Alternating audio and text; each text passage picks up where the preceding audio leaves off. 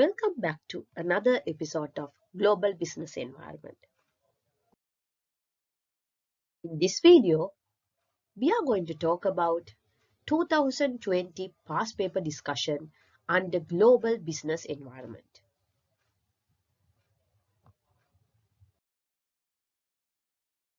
Let's look at the paper structure of the global business environment. In the global business environment paper, you have 5 questions. Each question specify on different areas of the syllabus. Out of that, you have to complete only 4 questions. And each question contains 25 marks. When you are selecting questions, please select the most convenient and most comfortable questions.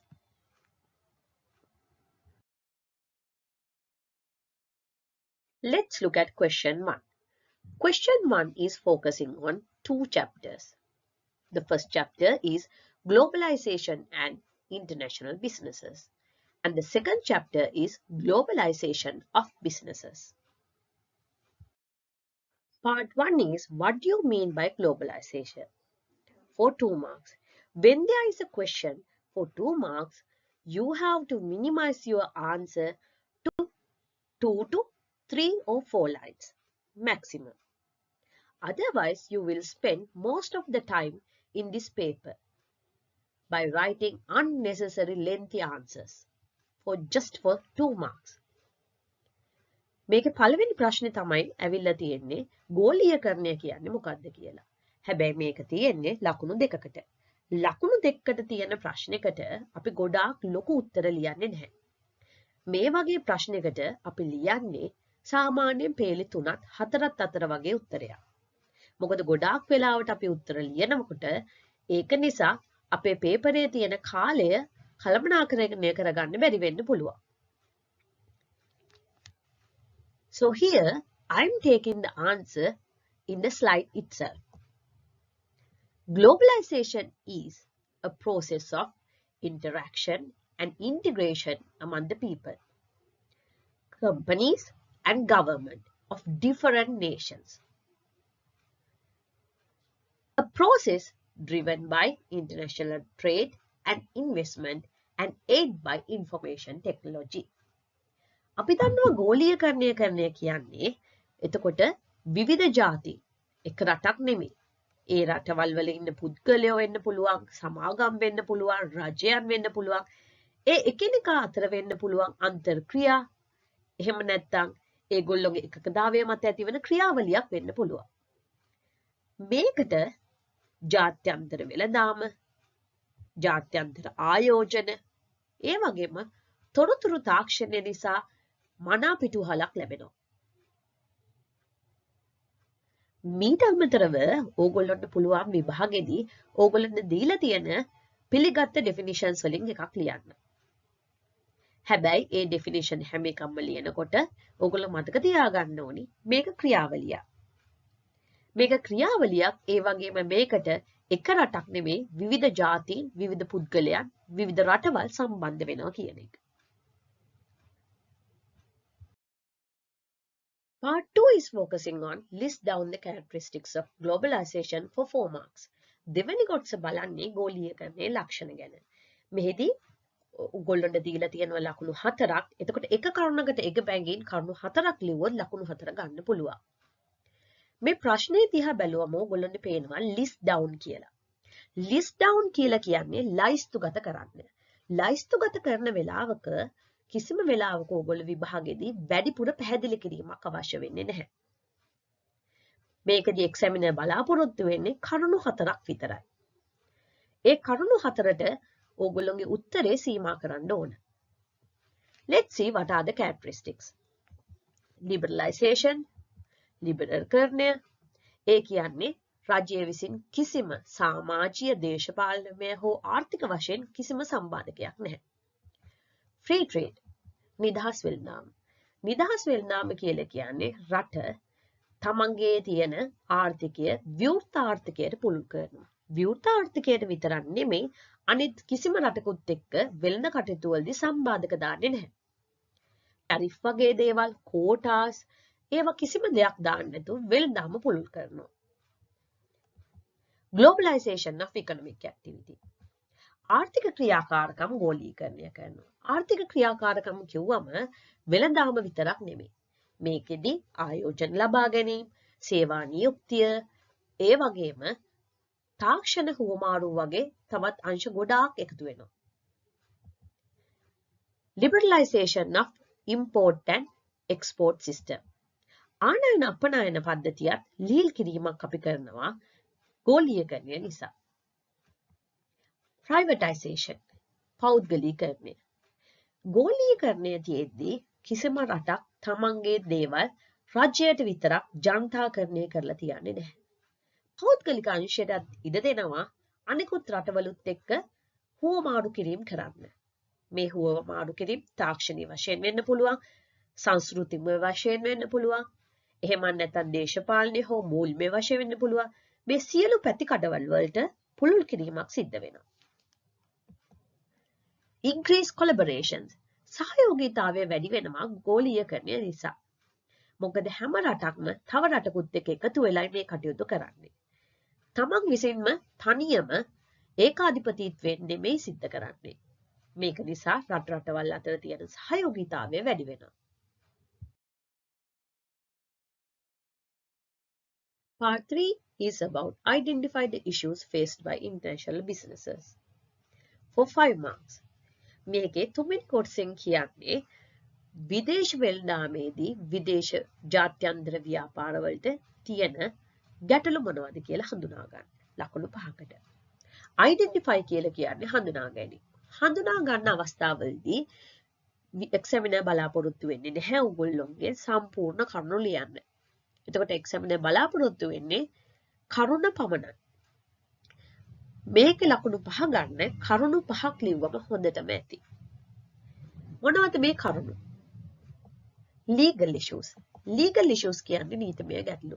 අපි දන්නවා එක එක රටවල් වලට ආවේනික වුච්ච civil නීති තියෙනවා. ඒ වගේම ඒ රටවල් වලට ආවේනික වෙච්ච ව්‍යාපාර නීති තියෙනවා. එතකොට මේ නීති රටින් රටට වෙනස් වෙන්න පුළුවන්. ජාත්‍යන්තර ව්‍යාපාරයක් නම් ඒ ව්‍යාපාරය දැනුවත් වෙන්න ඕනේ මේ හැම රටේම තියෙන නීති ගැන. එහෙම නැත්නම් ගණ්ඩු කිරීමේදී ගැටලු මතුවෙන්න පුළුවන්. language issues. භාෂාමය ගැටලු. ජාත්‍යන්තර ව්‍යාපාරයක් නම් මේකේ විවිධ ජාතීන් ඉන්නවා.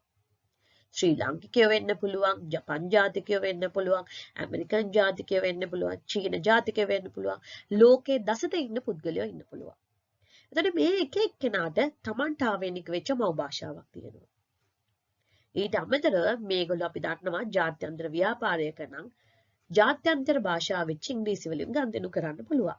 හැබැයි ඕනම එක්කෙනෙකුට තමන්ගේ මව් භාෂාව තරම් දෙවන භාෂාව පහසු වෙන්නේ නැහැ. ඒක නිසා මේකෙදී ගැටලු ඇති වුණ වෙලාවල් වල අදහස් වමාරු කරගන්න සංනිවේදනයේදී භාෂාමය ගැටලු එක එක්කෙනාගේ අතර ඇති වෙන්න පුළුවන්. cultural barriers. සංස්කෘතික බාධක. අපි දන්නවා සමහර ව්‍යාපාරවල කියනවා මෙන්න මේ ඇඳුම තමයි ඕගොල්ලොන්ගේ ඩ්‍රෙස් කෝඩ් එක වෙන්නේ. එතකොට මේ ඩ්‍රෙස් කෝඩ් එක සමහර සංස්කෘතීන් වලට ඔබින් නැති වෙන්න පුළුවන්. ඒ වගේ වෙලාවල් වල සංස්කෘතිමය බාධක ඇති වෙන්න පුළුවන්. අපි දන්නවා ජපන් ජාතිකයෝ වගේ ආචාර කරන්නේ තමන්ගේ හිස නවලා බව් කරලා. හැබැයි ඇමරිකන් ජාතිකයෝ වගේ අය ආචාර කරන්නේ ෂේක් හෑන්ඩ් කරලා අතිනත උහුමාරු කරගෙන.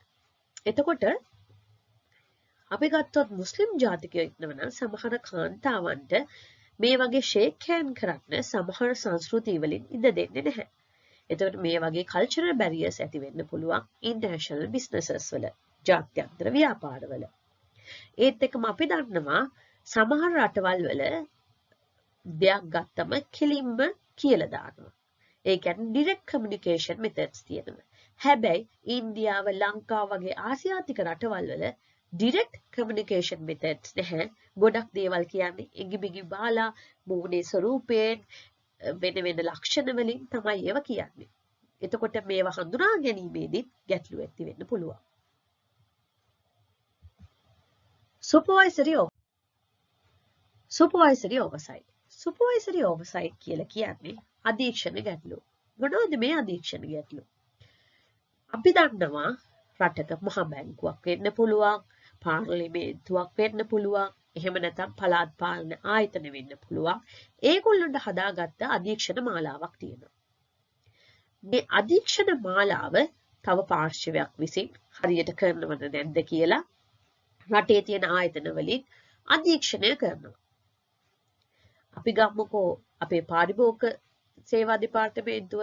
එතකොට පාරිභෝගික අධිකාරිය විසින් රටවල් වල තියෙන උපරිම මිල මට්ටම හරියට තියනවාද?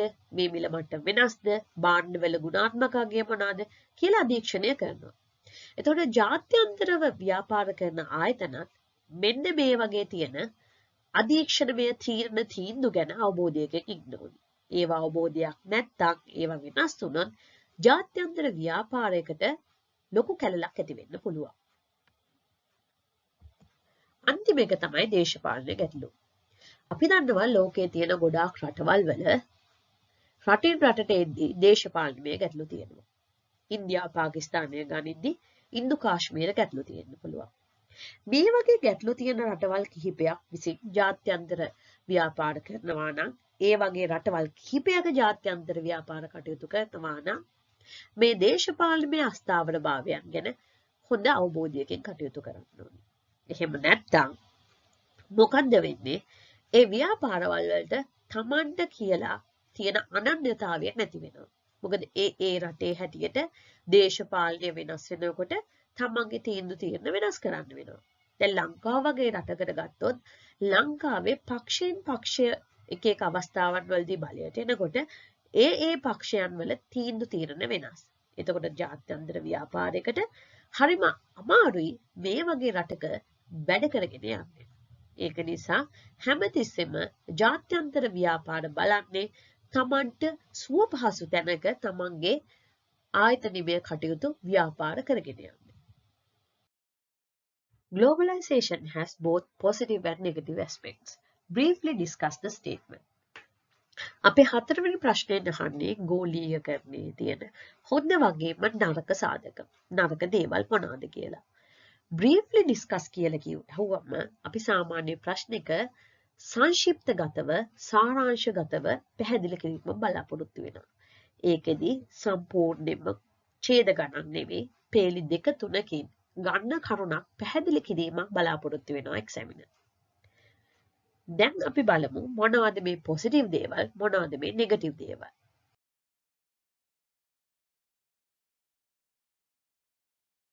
මේක ඔයාලට දැක්කම මතක් වෙන්න ඕනේ. මොකද මේක ඔයාලගේ එක්සෑම් එකට අපි දීපු දෙවෙනි ටියුට් එකේ අන්තර්ගත වුණා.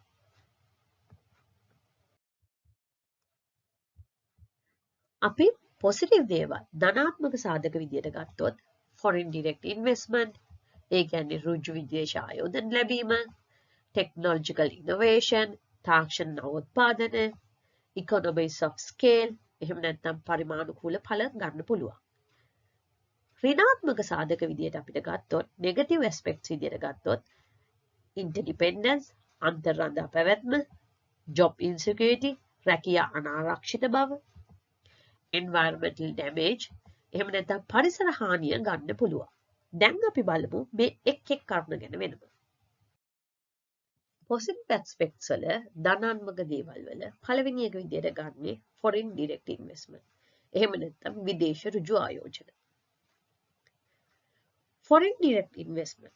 Globalization has resulted in greater interconnectedness among the markets around the world and has increased the awareness of business opportunities in the world. Thus, more investors can access new investment opportunities through FDI. It considered as the main driving factor to economic growth, productivity and employment. ඍජු විදේශ ආයෝජන ගෝලීකරණය නිසා අපි දන්නවා මොකද්ද වෙන්නේ? රට රටවල් අතර වෙළඳාම අන්තර් සම්භාවිතාවය වැඩි වෙනවා. එතකොට එක රටක ඉන්න ව්‍යාපාරිකයට තව රටවල් වල තියෙන ව්‍යාපාරික අවස්ථා ගැන දැනුවත්භාවය වැඩි. මේක නිසා ඍජු විදේශ ආයෝජන මගින් නව ආයෝජන අවස්ථා උරගා බලන්න ව්‍යාපාරිකයෝ පෙළඹෙනවා. මේක නිසා ඍජු විදේශ ආයෝජන ලැබීමේ රටවල් වල ආර්ථිකය වර්ධනය වෙනවා. ආර්ථික ඵලදායීතාවය වැඩි වෙනවා. ඒ වගේම නව රැකියා අවස්ථාවල් උත්පාදනය වෙනවා. Technological innovation, තාක්ෂණික නවෝත්පාදනය. Globalization boosts technological development and innovations. Greater access to technology enables the diffusion of innovations. These innovations that enhance productivity, efficiency, and communication. ගෝලීකරණය නිසා තාක්ෂණික සංවර්ධනයක් වෙන්න පුළුවන්. තාක්ෂණික සංවර්ධනය තුළින් මොකද්ද වෙන්නේ? අලුත් නව නිෂ්පාදනයන් වැඩිපුර ඇතිවීමක් වෙනවා. එතකොට මේ වැඩිපුර තාක්ෂණීය ඇතිවීම තුළින් තාක්ෂණික ප්‍රවේශය වැඩි වෙලා එක ව්‍යාපාරිකයන්ට එක රටවල් වලට පුළුවන් මේ තාක්ෂණය තව රටවල් වලට ව්‍යාපාරය පුළුල් කරන්න. මේ පුළුල් කිරීම තුළින් එක රටවල් වල ඵලදායීත්වය වැඩි වෙන්න පුළුවන්, කාර්යක්ෂමතාවය වැඩි වෙන්න පුළුවන්, සංනිවේදනය වැඩි වෙන්න පුළුවන්. ඇත්තටම මේ මගින් අවසානයේ මොකද්ද වෙන්නේ? ජීවන තත්ත්වය වැඩි වෙනවා. Economies of scale, පරිමාණුකූල ඵල. Economies of scale, increased global trade, enables large companies to realize economies of scale. This reduces cost and prices, which in turn support further growth. However, this can hurt many small businesses trying to compete at home. අපි දන්නවා ගෝලීය වෙළඳාම වැඩිපුර නාම මොකද වෙන්නේ? රටක ඇතුළට වෙලා ඉන්නවට වඩා පුළුල් වෙළඳපොළක් ලැබෙනවා. මේ පුළුල් වෙළඳපොළ ලැබුණම විශාල සමාගම් වලට පුළුවන් මහා පරිමාණුකූල ඵල වගේ තමන්ගේ තියෙන පිරිවැය අඩු කරගන්න, මිල අඩු කරගන්න. ඒ වගේම නිෂ්පාදනය වැඩි කරගන්න. හැබැයි මේකේ නරක පැත්තකුත් තියෙනවා. අපි දන්නවා දේශීය තියෙන්න පුළුවන් කුඩා පරිමාණයේ ව්‍යාපාර, මධ්‍යම පරිමාණයේ ව්‍යාපාර. හැබැයි මේ ව්‍යාපාර වලට අර ජාත්‍යන්තරයෙන් ලැබෙන උසස් තාක්ෂණයේ අඩු මිලට ලැබෙන භාණ්ඩත් එක්ක තරඟ කරන්න අපහසු වෙන්න පුළුවන්. Interdependence, අන්තර් රඳාපැවැත්ම. Interdependence between nations can cause local or global instability. This occurs if local economic fluctuations end up impacting a large number of countries relying on them. අපි දන්නවා ගෝලීයකරණය නිසා රටවල් වල තියෙන අන්තර් රඳාපැවැත්ම වැඩි වෙනවා. මේ අන්තර් රඳාපැවැත්ම වැඩි වෙච්ච නිසා එක රටක තියෙන ආර්ථික උච්චාවචනය ඒ මගින් යැපෙන තව රටවල් විශාල සංඛ්‍යාවකට බලපෑම් ඇති කරන්න පුළුවන්. හොඳම උදාහරණයක් අපි දන්නවා මේ දවස්වල ලෝකයේ තියෙනවා රුසියානු යුක්‍රේන යුද්ධය. ඒ වගේම අපි ගත්තොත් ගල්ෆ් කලාපයට ගත්තම ඊශ්‍රායල පලස්තීන ගැටුම. මේව නිසා මොකද වෙන්නේ? රටවල් වලින් එන ලංකාව වගේ රටවල් වලට එන භාණ්ඩ හා සේවා සීමා සහිත වෙනවා. ඒ වගේම අපි ඒ රටවල් වලට ආනයනය කරපු භාණ්ඩ වලටත් සීමා වෙනවා. එතකොට විදේශ වෙළඳාමේ තියෙන ගැටලු නිසා අපේ රටේ ජීවන තත්ත්වයට මිනිසුන්ගේ බලපෑම් ඇති වෙන්න පුළුවන්. ඒ වගේම විදේශ විනිමය උච්චාවචනය වීම වැඩි වෙන්නත් පුළුවන්. Job insecurity, රැකියා අනාරක්ෂිතභාවය. When domestic companies decide to relocate their operations to another country where labor is much cheaper, local employees in home country will start losing their jobs. Therefore, it will result in increased unemployment, which will lead to lower standard of living. අපි දන්නවා ගෝලීයකරණයත් එක්ක මොකද වෙන්නේ? විදේශ ආයෝජන ලැබෙනවා. එතකොට ගොඩාක් ජාත්‍යන්තර ව්‍යාපාර බලනවා අඩුවට ශ්‍රමය අරගෙන නිෂ්පාදනය කරන්න පුළුවන් ලාභදායී රටවල් වල තමන්ගේ නිෂ්පාදන කටයුතු කරන්න. එහෙම කරගෙන යනකොට මොකද්ද වෙන්නේ? ඒ රටවල් වල ඉන්න දේශීය සේවකයන්ට සමහර වෙලාවට රැකියා අවස්ථා හිමි වෙන්න පුළුවන්. එතකොට ඒ රටවල් වල ඉන්න අයගේ විරකියාව වැඩි වෙන්න පුළුවන්. ඒ විරකියාව නිසා ඒගොල්ලොන්ට තමන්ගේ තියෙන මූලික අවශ්‍යතාවයන්වත් සමහරලාට පියව ගන්න බෑ. ආහාර වෙන්න පුළුවන්, නිවාස වෙන්න පුළුවන්, සෞඛ්‍ය වෙන්න පුළුවන්. එහෙම වුණොත් ඇත්තට මේ යාළගේ ජීවන තත්ත්වය අඩු වෙනවා. දැන් අපිට මතකයි අපි ගමුකෝ ගාමන්ට් ෆැක්ටරි කියලා. දැන් එතකොට ලංකාවට ගොඩාක් ගාමන්ට් ෆැක්ටරි ආවා. මොකද ලංකාවේ තියෙන අඩු ශ්‍රමය පිරිවැය නිසා. හැබැයි ලංකාවේ අඩු ශ්‍රම පිරිවැය තිබ්බට අපි දන්නවා බංගලාදේශය වගේ රටවල්, වියට්නාමය වගේ රටවල් වල දැන් ඊටත් වඩා පිරිවැය අඩුයි. එතකොට ඒ වගේ රටවල් වල බදු සහන වැඩි. යටිතල පහසුකම් ඔප්ඩම් වල තියෙනවා. ඒ වගේ වෙලාවට මොකද කරන්නේ? ලංකාවේ ආයෝජනය කරලා තියෙන සමාගම් ලංකාවේ සමාගම වහලා ඒ රටේ නව ව්‍යාපාර පටන් ගන්නවා. එහෙම වුණොත් මොකද වෙන්නේ? දේශීය සේවකයන්ගේ සේවය අත්හිට වෙනවා. එහෙම නැත්නම් රැකියා අවස්ථා නැති වෙනවා. මේ රැකියා අනාරක්ෂිතභාවයත් ගෝලීයකරණය නිසා වෙන අපිට තවත් ඍණාත්මක පැත්තක්. Environmental damage. පාරිසරික හානිය. Globalization has led to increased production for businesses to meet global demand. Increased production means more natural resources are used, and this can be used up to before they are regenerated, which leading to negative impact on environment. අපි දන්නවා ගෝලීයකරණය නිසා මොකද වෙන්නේ? අපේ රටට සීමා වෙච්ච වෙළඳ පොළ පුළුල් වෙනවා. මුළු ලෝකෙටම. එතකොට මේ ගෝලීය ඉල්ලුමට හරියන විදිහට ව්‍යාපාර කටයුතු කරන්න ඕනේ. ඒ කියන්නේ නිෂ්පාදනය වැඩි කරන්න ඕනේ. නිෂ්පාදනය වැඩි කරනවා කියලා කියන්නේ ස්වාභාවික සම්පත් වැඩිපුර පාවිච්චි කරන්න ඕනේ. අපි දන්නවා සමහර ස්වාභාවික සම්පත් නැවත ඇති වෙන්න ගොඩාක් කාලයක් යනවා. තෙල් වගේ වෙන්න පුළුවන්. එහෙම නැත්නම් වෙනත් දේවල් වෙන්න පුළුවන්. එහෙම ඇති වෙන කාලයට වඩා වැඩියෙන් අපි පරිභෝජනය කරාම මොකද්ද වෙන්නේ? ස්වාභාවික සම්පත් අපිට අවශ්‍ය ප්‍රමාණයට ඉදිරියට ගන්න බැරි වෙනවා.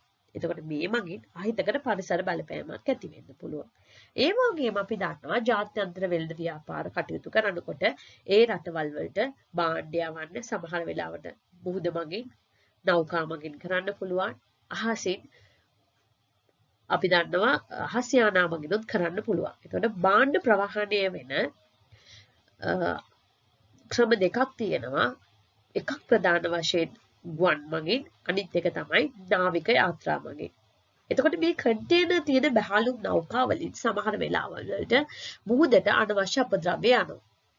මේ ළඟදී ලංකාවේ හැම එකක් වුණා තෙල් කාන්දු වීමක්. එතකොට මොකද්ද වෙන්නේ? තියෙන පරිසරය හානි වෙන ප්‍රමාණය වැඩි වෙනවා මේ ගෝලීයකරණය නිසා. නිෂ්පාදනය වැඩි කිරීමත් එක්ක.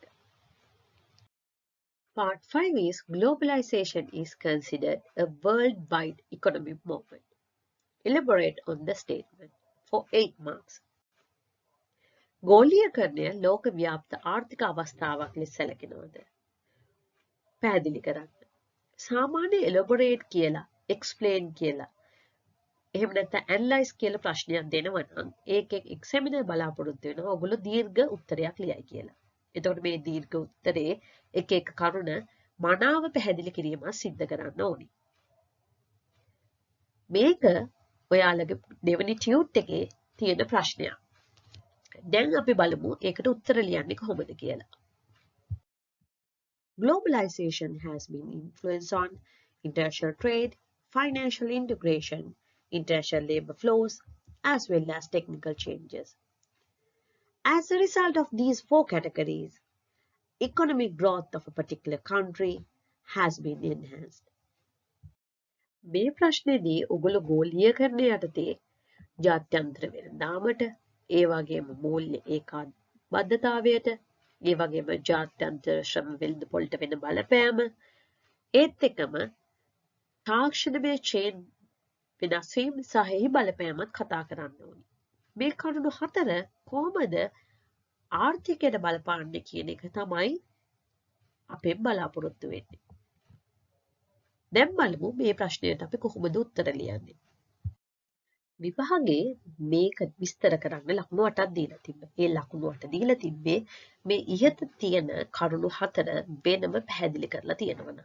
එතකොට ළමයි කරුණ ලියලා ඒ කරුණ පැහැදිලි කරලා තියෙනවා. එකකට දෙක බැගින් කරුණු 4ට ලකුණු 8 ලබා දීමත් සිද්ධ කරා. Globalization has numerous effects on economy. National economies are ever more tightly connected with one another than even before. Both developing countries as well as developed countries could be benefited from the process of globalization. Therefore, it's important to have understanding how globalization as a worldwide economy moment. Globalization results in increasing integration of economies around the world, particularly through the movement of goods, services, and capital across borders. As a result of globalization, global markets offer greater opportunity for people to tap into more and larger markets around the world.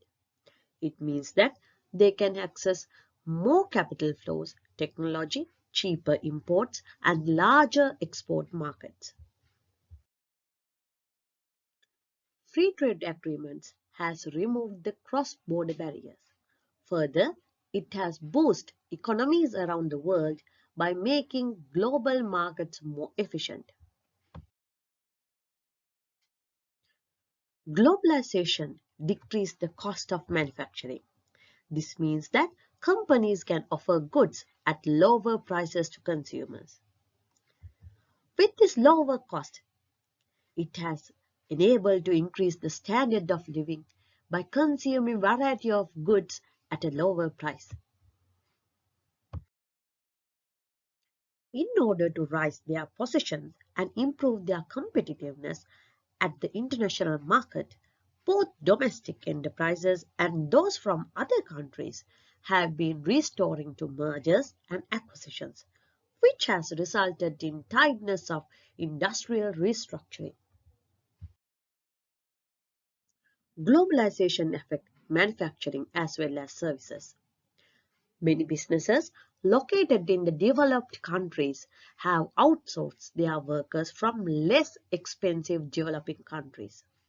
As examples, US call center or information technology services may outsource companies in India with cheap labor cost.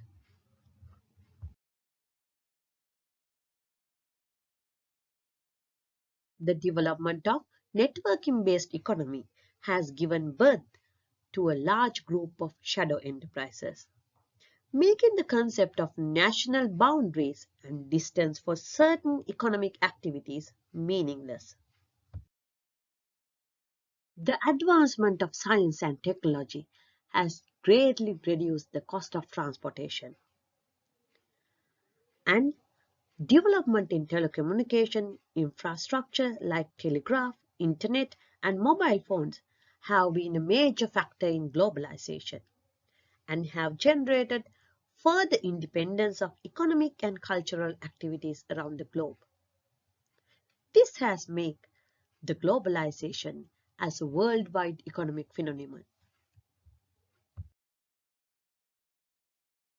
Not only that, globalization promotes internationalization of higher education and the exchange of educational resources in the world.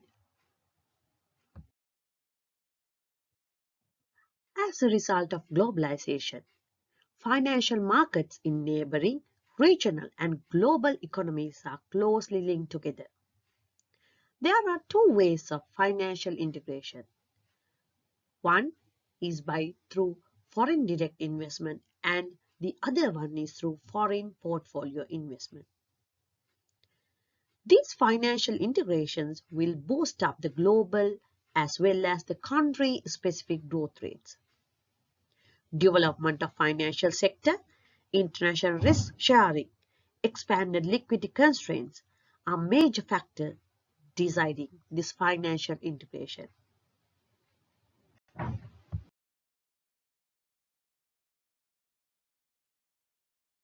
Globalization has a positive influence on the international labor flows. Globalization and political and economic openings have led to increased foreign labor mobility. It has increased integration of labor markets and closing the wage gap between workers in advanced as well as developing economies. International migration has both direct and indirect effect on economic growth. Migrants arrive with adequate skills and contribute to human capital development as well as technological progress of receiving countries. The payment remittance, the sending money back home, involve large transfer of money from prosperous developed countries to poor developing world. These are often viewed as key to later economic development. Not only that, globalization has helped to reduce gender wage discrimination and giving new opportunities to women. දැන් මම ඉංග්‍රීසියෙන් පැහැදිලි කරපු slides ටිකේ ඔයගොල්ලන්ට පේනවා ඇති ගෝලීයකරණය ආර්ථිකයට බලපාන ප්‍රධාන අංශ හතරක් නෙමෙයි ඊටත් වඩා වැඩි අංශ ප්‍රමාණයකින් ඒ ගැන කතා කරලා තියෙනවා. හැබැයි මම කිව්වා විභාගෙදි බලන්නේ අංශ හතරක් ගැන තමයි වැඩිපුර කියලා. දැන් මේ උත්තරය සිංහලෙන් කියවලා බැලුවම ඔයගොල්ලන්ට යම් අයිඩියා එකක් එන්නේ. ඒ කියන්නේ මොන හරි අදහසක් එන්නේ. ඒ අදහස අරගෙන ආපහු මුල ඉඳලා ඒ ප්‍රශ්නයට උත්තර ලියන්න බලන්න. එතකොට බලන්න මොන වගේ දේවල්ද ඔයගොල්ලන්ට අමතක වෙලා තියෙන්නේ මොන වගේ කරුණුද තවදුරටත් ඔයගොල්ලන්ට ඒ සඳහා එකතු කරන්න පුළුවන් කියලා. දැන් අපි බලමු ප්‍රශ්න අංක 2. Now let's see question number 2. It is focusing on chapter 3, which is the political economy, and chapter 4, which is the cross-cultural issues in the international businesses.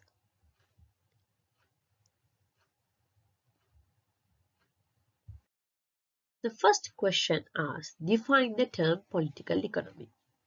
පළවෙනි එකෙන් අහන්නේ political economy එක කියන එක නිර්වචනය කරන්න. එහෙම නැත්නම් දේශපාලන ආර්ථිකය කියන එක නිර්වචනය කරන්න. එතකොට නිර්වචනයක් අහපු වෙලාවට අපි ගොඩාක්ම හොඳයි යම් කිසි කතෘ කෙනෙකු විසින් එහෙම නැත්නම් පොතක තියෙන උපුටාගත් උද්ෘතයක් දක්වනවා නම් නිර්වචනයේ විදියට. මේ ප්‍රශ්නේදී මම ගත්තා ඕගොල්ලෝගේ political economy කියන නෝට් එකේ තියෙන නිර්වචනයක්. Political economy is the science of wealth and deals with efforts made by man to supply wants and satisfy desires. Eat well, Bill Gates and Newman. 1987 in the page number 907. මෙන්න මේ නිර්වචනය දීලා තියෙන්නේ eat well, Bill Gates, Newman කියන අය 1987. එක්කෝ ඔයාලට පුළුවන් මේ නිර්වචනය ලියන්න. එහෙම නැත්නම් ඔයාලා විසින් හදාගත්ත නිර්වචනයක් පාවිච්චි කරන්න. මම මේකේ තව දුරටත් ඕගොල්ලෝගේ නෝට් එකේ තියෙන නිර්වචනයක් ගත්තා. The term political economy refers to a branch of social sciences that focus on relationship between individuals, government, and public policy. It is also used to describe the policies set by government that affect their nation's economies. මේකේ තේරුම තමයි දේශපාලන ආර්ථිකය කියලා අදහස් කරන්නේ පුද්ගලයෝ රාජ්‍ය එහෙම නැත්නම් රාජ්‍ය ප්‍රතිපත්ති අතර තියෙන සම්බන්ධතාවය. මේක ඇත්තටම සමාජ විද්‍යාවේ එක ශාඛාවක්. මොකද අපි කලින් කතා කරලා තියෙනවා මේ කියන්නේ දේශපාලන විද්‍යාවත් ආර්ථික විද්‍යාවත් අරගෙන ඒ දෙකේ මුසුවක්. දේශපාලන ආර්ථිකය විවිධ ජාතීන්ගේ ආර්ථිකයට බලපාන ආකාරය රජය විසින් ඒ සඳහා සකස් කරපු ප්‍රතිපත්ති කොහොමද එහි ආර්ථිකයට වෙන බලපෑම කියන දේවල් ගැන තමයි තවදුරටත් කතා කරන්න ලබන්නේ. මේ නිර්වචනයට ලකුණු දෙකක් දීලා තියෙන හින්දා ලොකු නිර්වචනයක් ලියන්න යන්න එපා. බොහෝ වෙලාවට පේලි 2කින් 3කින් ඉවර කරගන්න පුළුවන් කෙටි නිර්වචනයක් පාඩම් කරගන්නව නම් ගොඩක් හොඳයි. So here they are just giving 2 marks. Therefore it's better you are remembering a simple definition just for 2 to 3 lines. What is the importance of international political economy? For 3 marks. ජාත්‍යන්තර දේශපාලන ආර්ථිකයේ තියෙන වැදගත්කම. කලින් ප්‍රශ්නය ඇහුවා දේශපාලන ආර්ථිකය කියන්නේ මොකද්ද? දැන් අහනවා ජාත්‍යන්තර දේශපාලන ආර්ථිකය කියන්නේ මොකද්ද? මේ සම්බන්ධයෙන් නෝට් එකත් ඔයාලගේ political economy කියන පාඩමේම තියෙනවා. ඒක තියෙනවා international political economy prepares to understand the structures, hierarchies and power dynamics that regulate finance, trade, drive globalization and economic nationalism, and impact the distribution of wealth and poverty across and within state, region and the world. ඒ කියන්නේ ජාත්‍යන්තර දේශපාලන ආර්ථිකයෙන් ඕගොල්ලන්ට අවබෝධ කරගන්න පුළුවන් රටවල් වල තියෙන මූල්‍ය තත්ත්වය, වෙළඳාම, දූරාවලියන්, එතකොට බලගතිකත්වයන් කොහොමද කිය. ඒ වගේ බලන්න පුළුවන් ගෝර්ධීයකරණයක් ආර්ථිකයේ තියෙන විවිධ වූ එක මතවාදත් මගින් ධනය බෙදලා යන්නේ කොහොමද? දරිද්‍රතාවයේ බලපෑම කොහොමද කියන එක ගැන. In the part 3, examiner asks you to summarize the 3 types of political economies. මේකෙදි අහනවා සාරාංශ කරන්න කියලා දේශපාලන ආර්ථිකයන් වර්ග 3.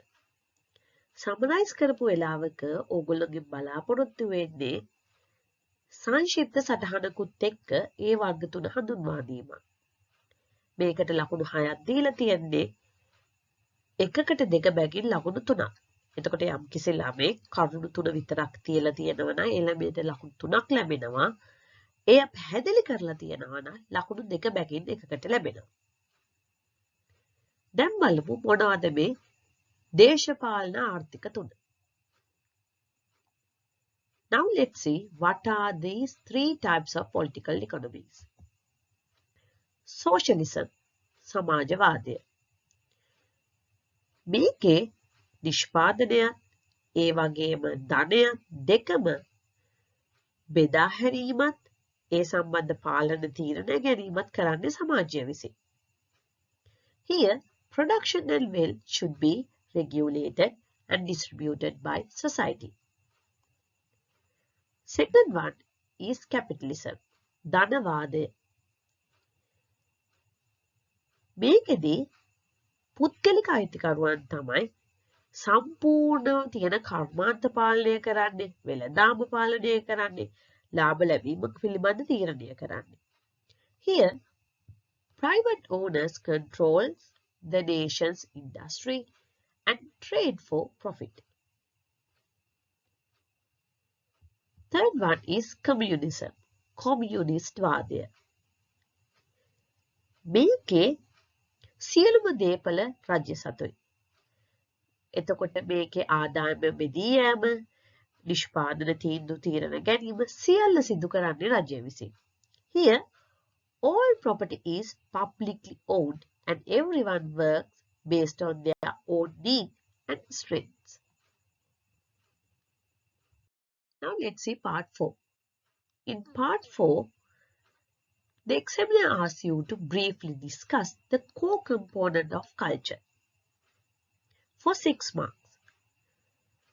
මේකේ examiner ඔයාලගෙන් අහනවා කෙටියෙන් හඳුන්වලා දෙන්න අපි ගන්නවා ගත්තොත් සංස්කෘතිය ඒ හැදිලා තියෙන ප්‍රධාන සාධක මොනවාද කියලා. අපි දන්නවා සංස්කෘතිය ගත්තම ඒක හැදිලා තියෙන ප්‍රධාන සාධක 6කින්. language, භාෂාව, symbol, සංකේත, norm, සම්මතයන්, values, වටිනාකම්, beliefs, විශ්වාසයන්, cognitive element, සංඥාන සාධක. දැන් අපි බලමු මේ එක් සාධක වෙන වශයෙන්.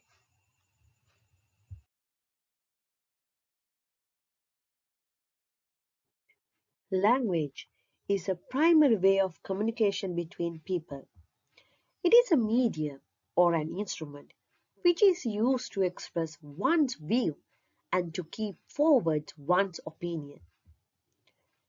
It's organization of written or spoken symbols into a standardized system. Let's look at symbol. It is another key component or an element of a culture. Symbols are anything that meaningfully represents something else. It can be a sign, place, gesture, logo, sound, image, or even a person. Symbols are used by a culture to express a value of the culture.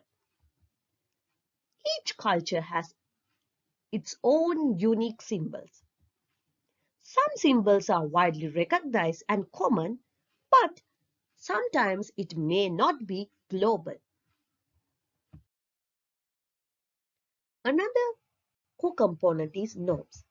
Norms are rules of behavior or standards of conduct that reflect how people should behave in a particular situation.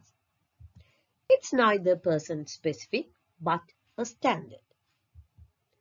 Examples can be standing up when saying national anthem or removing your shoes when you are entering into a religious place. Norms vary in terms of their importance to a culture. In Japan, people greet each other by bowing. A bow can range from a small nod of the head to a deep bend at the waist.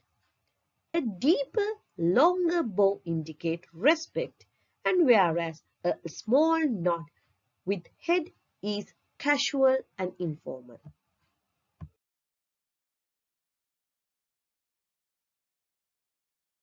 Now let's see what are the unique cultural values, especially relating to Sri Lanka. Sri Lanka are respect our elders at all the times. Elders are not only your parents. It also means your teachers, grandparents, brothers, sisters, or even anyone who you meet on the road who is elder to you.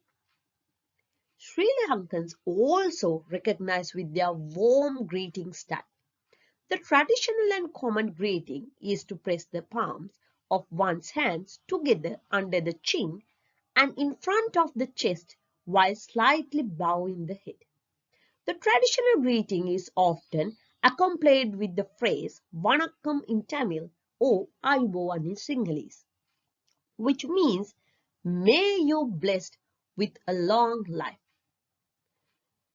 Also, Sri Lankan communication style tend to be polite, and it is recognized as one of the world's leading hospitable country.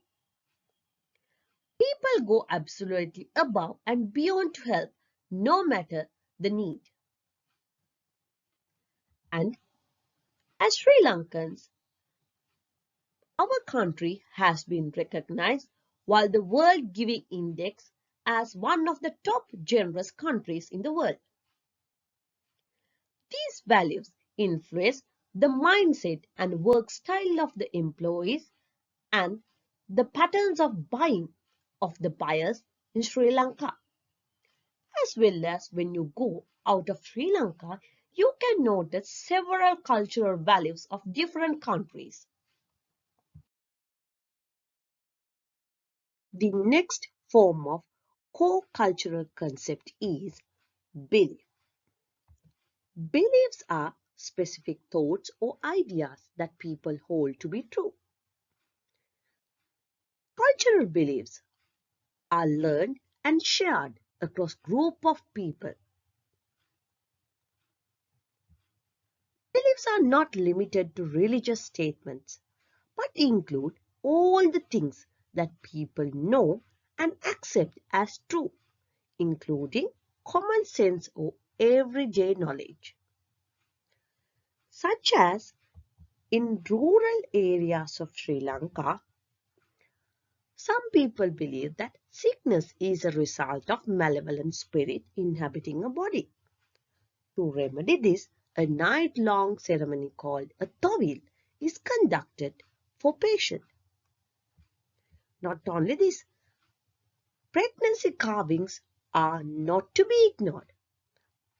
They believed ill luck to leave an expected mother's carvings, which is known as doladuka, unsatisfied, to the point that ignoring them is believed to physically affect the unborn baby.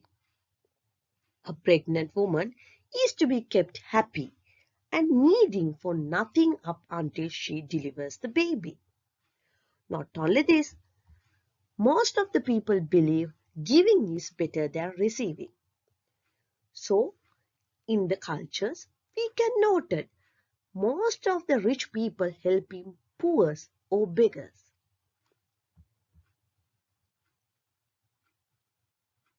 And people believes that stealing is bad. Therefore, in the cultures, we can note that it is surrounded with so many beliefs.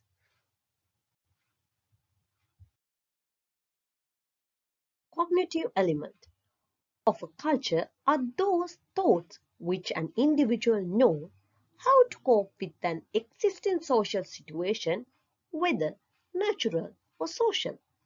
As example, how to survive, how to make a shelter from a storm. These are cognitions which is arise in your mind or thought. දැන් මම ඉස්සෙල්ල කතා කරපු slide 6 තියෙන සංස්කෘතියට අදාළ අංග ඔක්කොම සංක්ෂිප්ත කරලා කෙටියෙන් දක්වලා තියෙනවා මේ ස්ලයිඩ් එකෙත්. ඒ ටික හිමිහිට කියවලා බලන්න. බලන්න ඔයාලට මේකේ තියෙන කරුණු හොඳින් වැටහෙනවද කියලා. දෙවැනි ප්‍රශ්නේ අවසාන කොටස. එහෙම නැත්නම් පස්වෙනි කොටස. Now we are moving to the last part of the second question. That is part 5.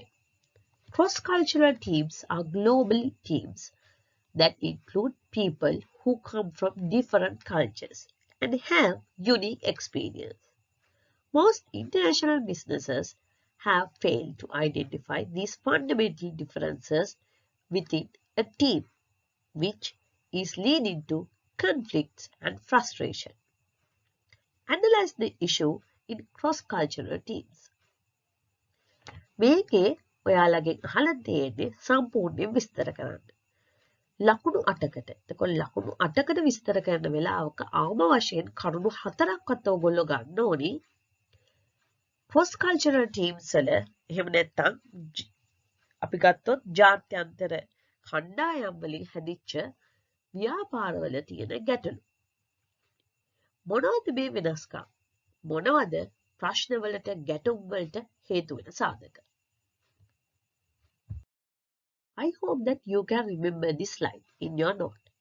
මම හිතන්නේ මේ ස්ලයිඩ් එක ඔයගොල්ලෝ දැක්කම මතක් වේවි. ඔයාලගේ නෝට් එකේ culture කියන පාඩමේ යටතේ තියෙනවා critical issues in cross cultural teams. දැන් මේකේ අංග කිහිපයක් තමයි මම සංසන්දනය කරලා ඔයගොල්ලන්ට පෙන්නන්න හදන්නේ. මොනවද මේකේ ඇති වෙන බලපෑම? Communication is one of the key pillars for the success of a team.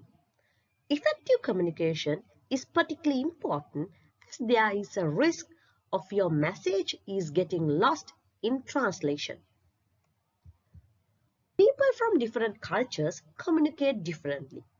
Businesses who are looking to operate internationally with cross-cultural teams need to be aware of language barriers, tone, and body language. Some cultures emphasize direct and simple method of communication, while others rely heavily on indirect and complex methods. Countries like United States, Australia, and UK are more direct, that is, precise and open and more emotional. Whereas some countries like China, Japan, and India are more direct. There are more importance given to non-verbal communication. For example, in countries like US or Germany, it is common for people to speak loudly and be more assertive when sharing ideas among colleagues. However, in countries like Japan, people typically speak more softly, have a more passive tone when making suggestions to colleagues. Cross-cultural communication can be a challenge, but approaching cultural differences with sensitivity, openness, and curiosity can help businesses succeed internationally. Work culture is a collection of attitudes, beliefs, and behavior in a working environment. It is created through the behavior of everyone working in an organization from top to bottom. Work culture differs across the globe. Some cultures are okay with flat organizational structures, whereas others are used to a formal hierarchy. In a cross-cultural team, it is crucial to be familiar with the preferences and behavioral patterns of colleagues who come from different continents. For instance, a team member from Japan, which is a hierarchical culture, expected to be treated differently according to their status in the corporation. While on the other hand, workers from the democratic cultures such as UK may does not feel like that. They may respect equality. Failure of some members to honor those expectations can cause humiliation as well as loss of credibility. So another issue related to work culture is the openness. This could be challenging for individuals from polite or differential cultures, like for Asian people. They may feel less comfortable to make their voice to be heard or to share ideas, especially when they are new to the organization, to the team, or they may have a junior role in the team. On the other hand, members from Western cultures are used for the flat organization hierarchy. They may be more inclined to point out their opinion and raise their voice when it comes to decision making. Each member in a team has a special working method or a style that is largely determined by their culture. Work style is a collection of attitudes and behaviors which used to accomplish employee duties. It will also determine how members will interact with others in the cross-cultural teams. In monochronic cultures such as US or Germany, most of the people prefer a well-organized and systematic work style. They will do one particular thing at a time. In polychronic cultures such as France, southern Italy, they may prefer more spontaneous as well as a flexible approach. They may parallelly do several things at once. In these cultures, there is no clear case for one being superior to other. Some cultures are encourage diversity and recognize individual contributions, such as Germany and America. They may emphasize on the independence of the individuals, which means individualism. Whereas others like, for instance, many Asian as well as Central American countries, they may value collective consensus or collectivism when they are working toward the goal. Therefore, despite these variations in working style, it is crucial to filter and maximize each team member's strength for the success of the organization. When it comes to cross-cultural teams, there may be differences in the decision-making style. Some of the team members may make decisions quickly, whereas others may be slow. Some are more analytical, while others are more mechanical. As example, US managers are known to like to make decisions very quickly. There may be relatively little analysis by the comparison with other managers from other countries, such as Asian managers dedicate more time for analysis. Therefore, if someone who prefers making decisions quickly may go frustrated with those who need more time to make decisions.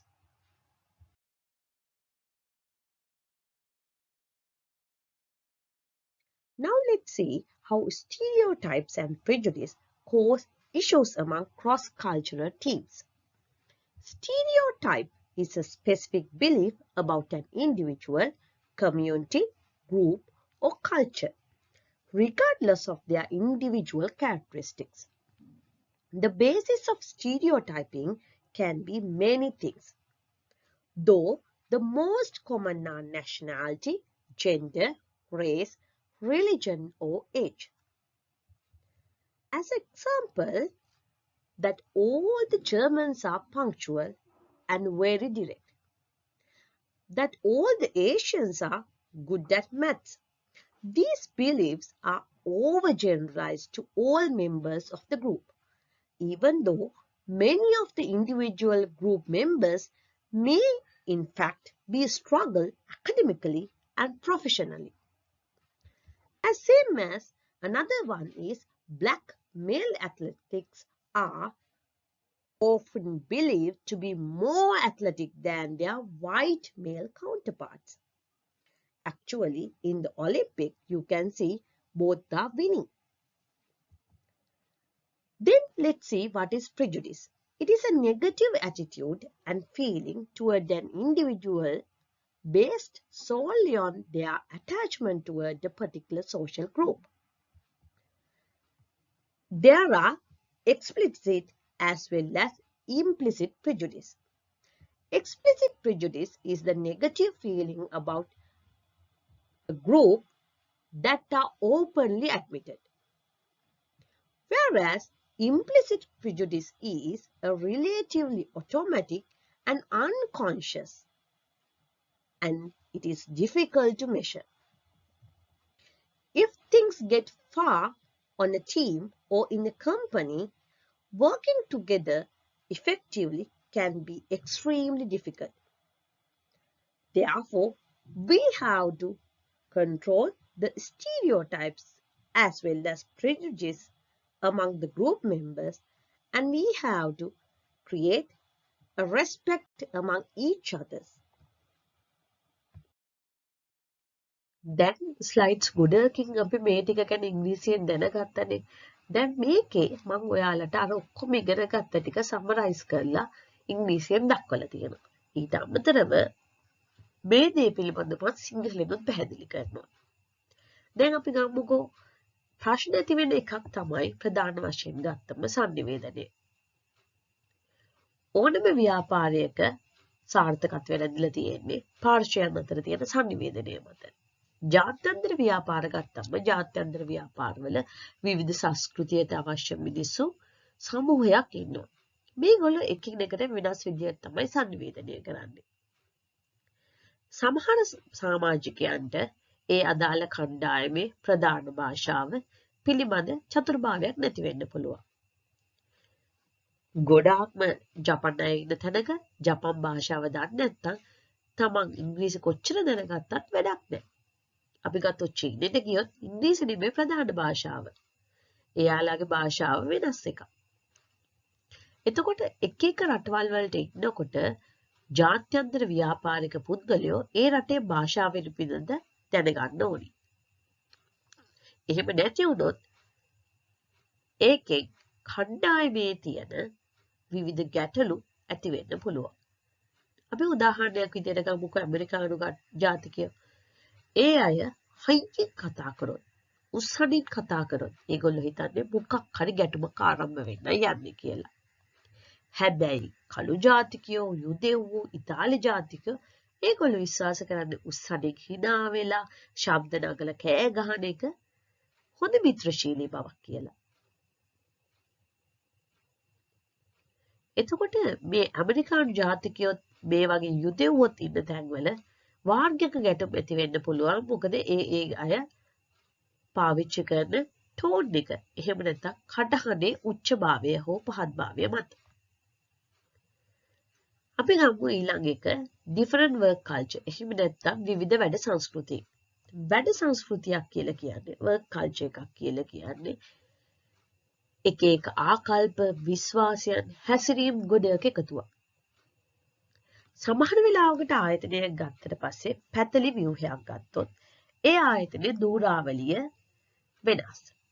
එතකොට ආයතන ප්‍රධානියට ආයතනයේ ඉන්න ඕනම පුද්ගලයෙකුට ඍජුවම තමන්ගේ තියෙන ප්‍රශ්න, ගැටලු, තීරණ ගන්න පුළුවන්. හැබැයි මේ தත්ත්වය වෙනස් වෙනවා ආයතනයක ටෝල් ස්ට්‍රක්චර් එකක් තිබ්බොත්. ඒ කියන්නේ විධිමත් දූරාවලියක් තිබ්බොත්. එතකොට ඒ ආයතන ප්‍රධානිය කරා යනකොට විවිධ මට්ටම් වල ඉන්න ප්‍රධානීන් පහු කරගෙන යන්න වෙන්නේ. අපි ගත්තොත් බොහෝම ආසියාන්තික රටවල් වල තියෙන්නේ විධිමත් දූරාවලිය. ටෝල් ස්ට්‍රක්චර් එකකුත් එක්ක මේ දූරාවලිය වැඩි වෙනවා. හැබැයි අපි ඩෙන්මාර්ක් වගේ රටවල් වලට ගත්තොත් ඒ රටවල් වල වැඩිපුරම තියෙන්නේ මේ ෆ්ලැට් වර්ක් කල්චර් එක. ඊළඟට අපි ගමු ස්ටීරියෝටයිප්ස් ඇන්ඩ් ප්‍රෙජුඩිස්. ඒකාකෘති සහ ගති. එතකොට ස්ටීරියෝටයිප් එකක් කියලා කියන්නේ එක පුද්ගලයෙක්ගේ ලක්ෂණ, හැකියාවන් ගැන තීරණ අරගෙන වෙන කණ්ඩායමක් එහෙම නැත්නම් වෙන කොටසක් පන්තියක් පිළිබඳ අපි විශ්වාස කරන දේවල්. එතකොට අගතියක් කියලා කියන්නේ සමාජ කණ්ඩායමක් ඒ පුද්ගලයාගේ සමාජිකත්වය මත පමණක්ම පදනම් කරගෙන අසාධාරණ හරි වැරදි ආකල්ප ගන්නවා. සාමාන්‍ය මේ ගන්න ඒවා ඍණාත්මක දේවල්.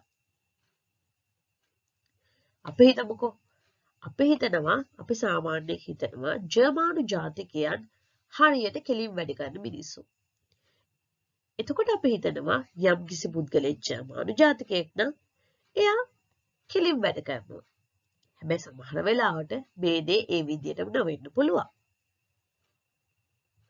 අපි ගත්තොත් ජපන් ජාතිකයෝ අපි හිතනවා කාර්යක්ෂමයි කියලා. ඇත්තටම ඒ කාර්යක්ෂම ගොඩේ අකාර්යක්ෂම පුද්ගලයෙකුත් ඉන්න පුළුවන්.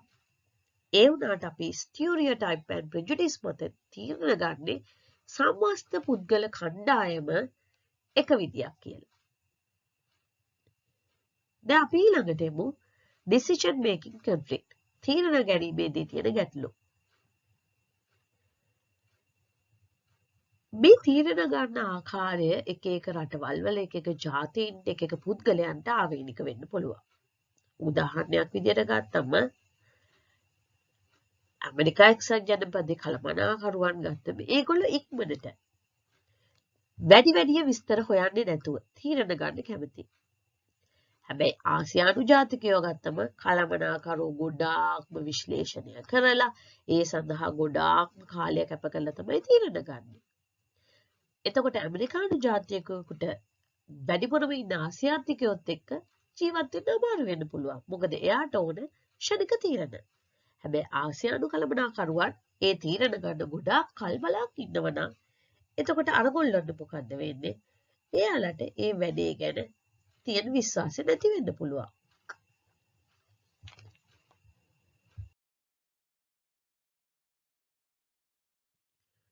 Question 3. This question 3 is focusing on 3 parts.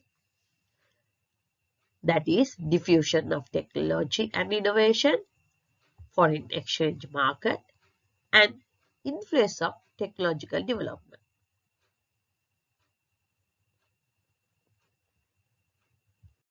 The first question is, what is the foreign exchange market? For 2 marks. තුන්වෙනි ප්‍රශ්නේ පළවෙනි කොටසෙන් අපෙන් අහන්නේ විදේශ විනිමය වෙළඳපොළක් කියලා කියන්නේ කුමක්ද කියලා. What කුමක්ද? මේ වගේ ප්‍රශ්නයක අපෙන් වැඩිපුර විස්තර බලාපොරොත්තු වෙන්නේ නැහැ. එතකොට ලකුණු දෙකක් තියෙන නිසා කරුණ කෙටියෙන් සරලව පැහැදිලි කිරීමක් තමයි බලාපොරොත්තු වෙන්නේ.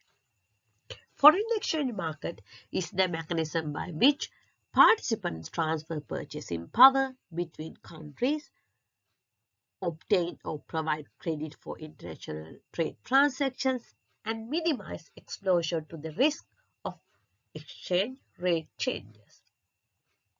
අපි කියනවා විදේශ විනිමය වෙළඳපොළකදී වෙන්නේ සහභාගී වෙන විවිධ පාර්ශ්වයන්ට ක්‍රය ශක්තිය ගන්න හැකියාව ලබා දෙනවා.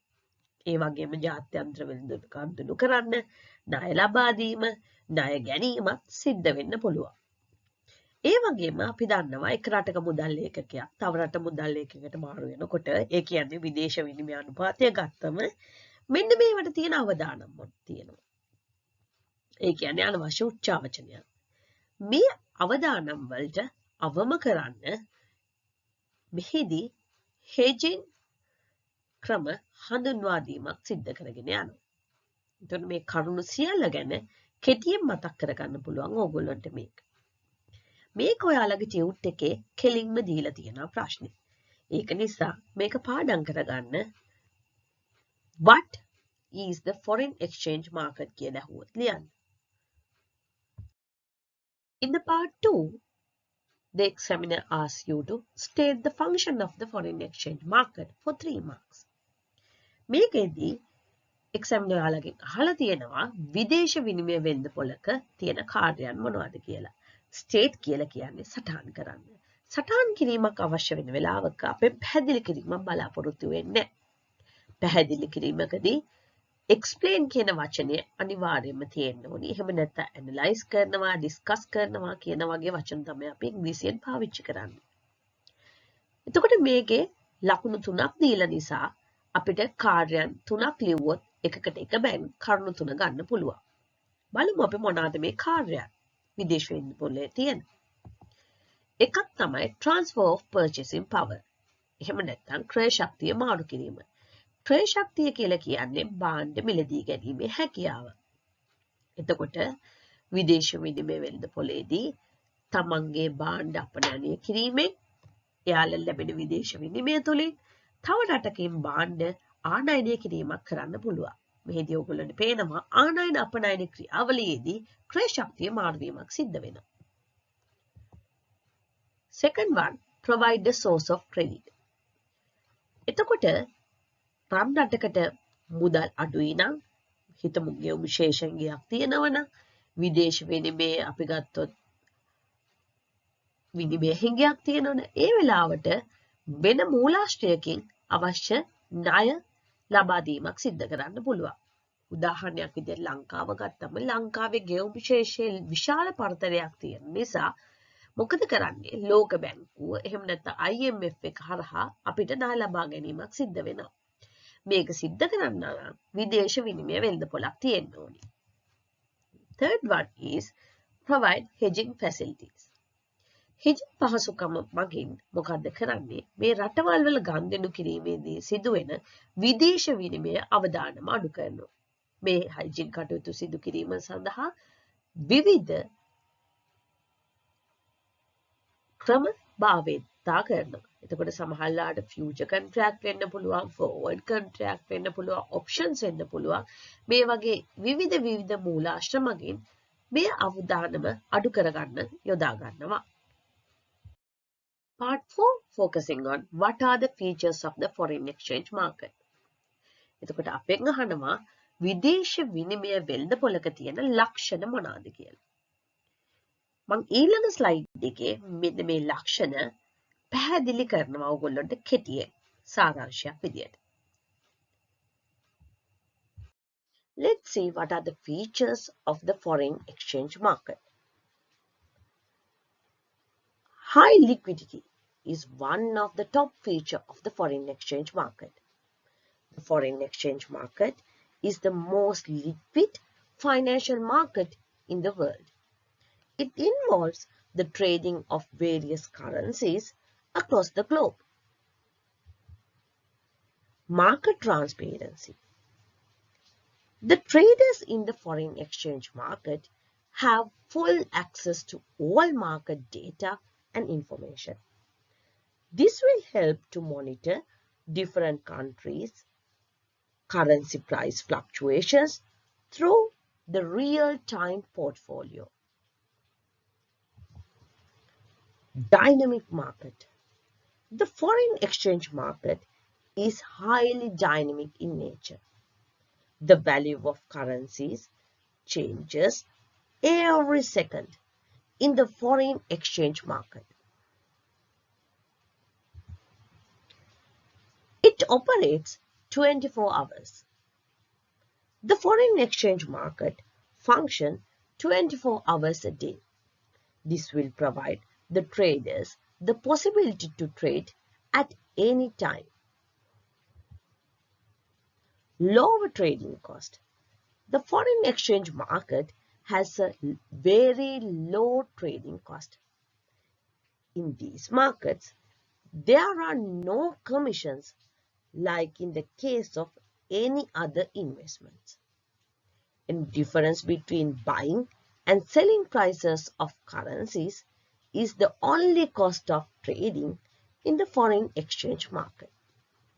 Furthermore, the dollar is the most widely traded currency in the foreign exchange market. In part 4, the examiner asks you to briefly explain the Rogers customer segment on the innovation adoption curve for 5 marks. You know there are 5 segments on the innovation adoption curve. So, if you explain each category, you will get 1 mark per each, totally 5 marks. Here, the examiner asks you to briefly explain. Therefore, no need to elaborate. Just write a simple answer to 1 to 2 lines. මේක ඔයාලගෙන් අහන්නේ කෙටියෙන් පැහැදිලි කරන්න. කෙටියෙන් පැහැදිලි කරන්න කියන වෙලාවක ලොකු දේවල් ලියන්න යන්න එපා. කරුණු පහයි තියෙන්නේ. ඒ පහ කෙටියෙන් පැහැදිලි කරාම එකකට එක ගානේ ලකුණු පහක් ගන්න ලේසි. දැන් අපි බලමු මේ රොජර්ස් කස්ටමර් සෙග්මන්ට්ස් මොනවද ඉනෝවේෂන් ඇඩොප්ෂන් කර්ව් එකේ. Rogers has proposed a classification of adopters in his Rogers adoption or innovation curve, according to which consumers can be divided into 5 categories based on the time taken by them to adopt a product. These 5 adopter categories are innovators, late adopters, late majority, and laggers. Based on the research, it has been observed that 5 categories, when plotted on a graph, will lead to a bell-shaped normal distribution curve. Let's identify Rogers customer segments or adopter categories on the innovation adoption curve. Innovators comprise 2.5% of the target market's adopters.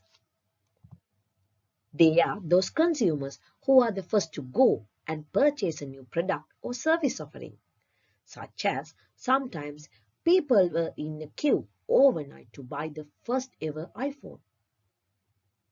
Sometimes people may first to experience staying in an Airbnb host spare room which lent air, bed and breakfast for hospitality. Sometimes they may wish to ride with the Uber rather than taking a taxi. Innovators are willing to take risks and are youngest in age. They have the highest income or purchasing power. They have the greatest awareness and understanding of scientific development and technological knowledge. It is important to mention here that innovators are not genetic. They are more than specific to a product and a service type. The next 13.5% of the target market's adopters are called early adopters. They are generally more risk averse than innovators and tend to go and gather more information about the product or service or a brand and go into purchase. Early adopters are typically younger in age and have higher income and advanced education. They are often very active on social media and leave their mark on the market. They are less sensitive to the price. Sometimes they may purchase the latest smartphone as soon as it is released, even if their current device is still functioning. Sometimes they may invest in new home automation technology, such as thermostats or smart lights. They may excite about trying new products and services and eager to experiment. They may try out new virtual reality or augmented reality experiences. Sometimes they may be one of the first to switch to electric vehicles or alternative energy sources.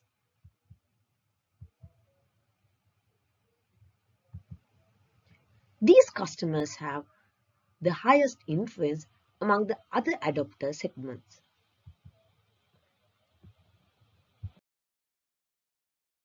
Early majority comprising roughly one-third of the overall population. They are the consumers who buy innovative products later than the early adopters. These individuals are doubtful of change. Early majority buys a new product or service when an innovation succeeds at capturing a significant market share. The adaptation time is significantly larger than the innovators and early adopters. Rogers identified that they have the above average income and social connection with early adopters, but are usually not influencers or opinion leaders. Sometimes these people may delay the purchase of a new smartphone until there is sufficient customer feedback or reviews. They may purchase a popular tech product only when its price decreases. They may join a new social media platform once there is larger number of friends and family have signed up. Furthermore, they may avoid the new piece of exercise equipment until it is widely recommended by the fitness experts. Now let's look at the late majority. They are thoughtful and risk averse to innovation adaptability. and are not too interested in social influence or trends. These people are bounded by traditions and are consequently the hardest to convert. They have very little financial lucidity. Furthermore, they have very little opinion leadership as well. Most of these late majority people are using the traditional mobile phones for communication, and they are afraid of using smartphones with new digital technologies. They are more rely on cash payments and shy away from digital payment methods. Most of the people are trying to do shopping in stores and cautious of trying new online retailing methods.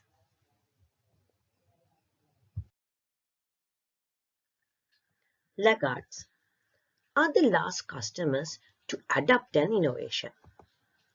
They tend to dislike change and are often seen as the traditionalist. They more likely advance in age and they have the lowest social status and lowest financial fluidity. They have little to no opinion leadership.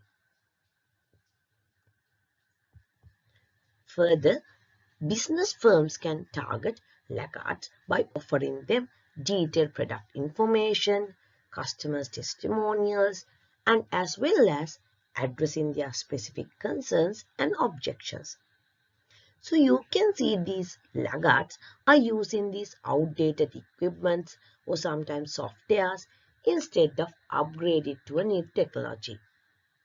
Further, they will avoid the use of digital platforms such as online banking, e-commerce, or cloud storage, and just they want to experience the physical experience by going to the bank and doing the transactions manually. They may be reluctant to adopt environmentally friendly or sustainable practices because they are still relying on the old methods. Let's move on to the final part or the fifth part of this question number 3. In the past decade, technology has grown exponentially and has affected every industry, especially international businesses. Analyze the top 5 emerging technologies that transform the global business environment for 10 marks. මේකේ ඔයාලට කියලා තියෙනවා තවතුරු තාක්ෂණය පසුගිය දශවස්වකය ඇතුළත පැහැදිලි ලෙස වෙනස් වුණා. මේ වෙනස් වීමේ බලපෑම ජාත්‍යන්තර ව්‍යාපාරවලට හොඳටම ආවා. එතකොට මේකේ කියනවා මේ වගේ වෙනස් වීම වලට තුඩු දුන්න තොරතුරු තාක්ෂණයේ කරුණු 5ක් පිළිබඳ විස්තර කරන්න කියලා. ලකුණු 10ක් තියෙන නිසා එක කරුණකට දෙක බැගින් කරුණු 5ට 10ක් ගන්නයි දැන් මේ අපි සූදානම් වෙන්නේ. එතකොට ඔයාලා පාඩමේ තියෙනවා මෙන්න මේ වගේ technologies 5. blockchain, artificial intelligence and machine learning, trade services via digital practices, 3D printing and mobile payments. දැන් මේ කරුණු පිළිබඳ අපි සාරාංශගත කරලා දක්වමු. Blockchain and blockchain-based distributed ledger technologies can have a tremendous impact on the global business environment. A blockchain is a distributed database or decentralized digital ledger that saves transactions on thousands of computers around the globe. A blockchain stores information electronically in digital format. Each time new information is received, a new block is created and filled with it. Once the block is filled with data, it is changed on the previous block, which makes the chain of blocks in chronological order. Since the past transactions are linked together through cyber photography, they cannot be deleted or altered. Therefore, the blockchain technology is really trustworthy.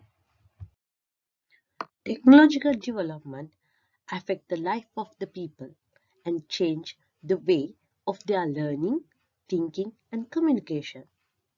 It plays a major role in society and now it is very tough to imagine the life without technology. Artificial intelligence and machine learning are the game-changing technologies that are transforming the world around us.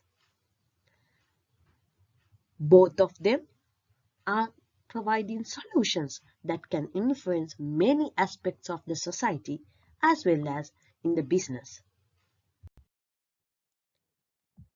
The ability of a computer system or a robot to imitate human cognitive process like learning, planning, problem solving and forecasting is known as artificial intelligence. Through AI, a computer system stimulates human reasoning by using arithmetic and logic to learn from new knowledge and make conclusions. Whereas in machine learning, it teaches a computer how to draw conclusions and take decisions based on prior knowledge. Without relying on human experience, it recognizes patterns and examines historical data to deduce the significance of these data points and arrive at the potential conclusion. As a result, a computer system can keep picking up new skills and getting better on its own. Artificial intelligence and machine learning can be used to optimize trade shipping routes, manage vessels, and truck traffic at ports. And it enabled to translate e-commerce search queries from one language to other languages and respond with translated inventory. More than efficiency gain and better consumer service, AI is also being used to make global trade sustainable.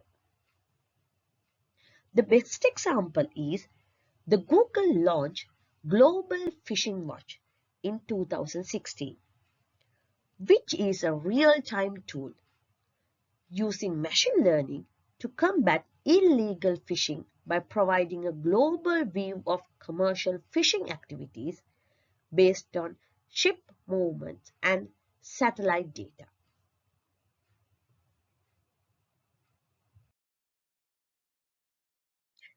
It's increasingly easier to provide services via online using digital platforms.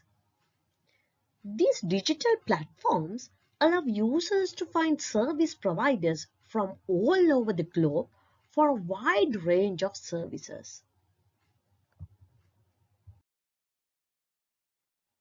A digital platform is a software-based online infrastructure that allows users to interact and transact.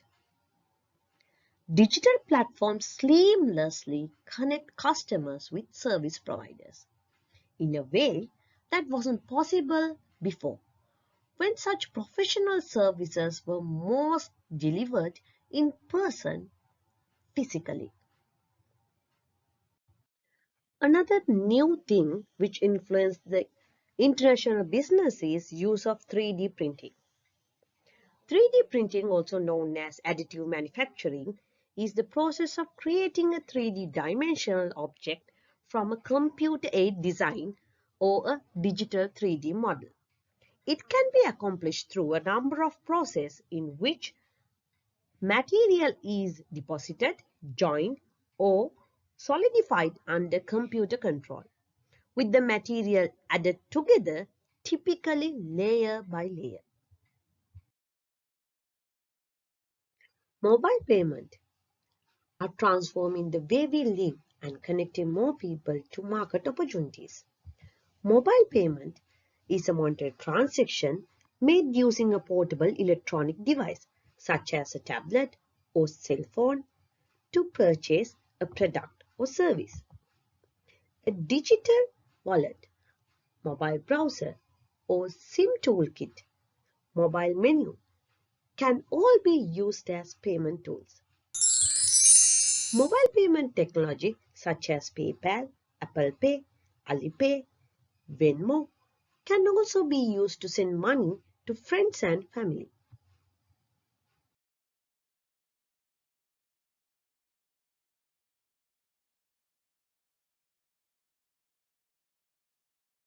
See question 4. Question 4 comprises with 4 chapters. Firstly, International Trade Policy and World Trade Organization, influence of the transitional bodies on international trade, international businesses, ethics and corporate social responsibility, and finally, strategies for international businesses.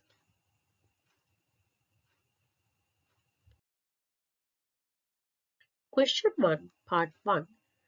The examiner asks you to list 4 international bodies relevant to Sri Lankan economy. එතකොට මේ ප්‍රශ්නයෙන් ඔයාලගේ එක්සැමිනර් අහනවා ජාත්‍යන්තර සංවිධාන 4ක් ලියන්නලු ශ්‍රී ලංකාවේ ආර්ථිකයට බලපාන. ලකුණු 2ක් දීලා ජාත්‍යන්තර ආයතන 4ක් අහනවා කියලා කියන්නේ එකකට භාගෙ බැගින් තමයි මේ වෙලාවේ ලකුණු දෙන්නේ. අපි බලමු මොනවද මේ සංවිධාන. South Asian Association for Regional Cooperation, SAARC. Bay of Bengal Initiative for Multi-Sectoral Technical and Economic Cooperation.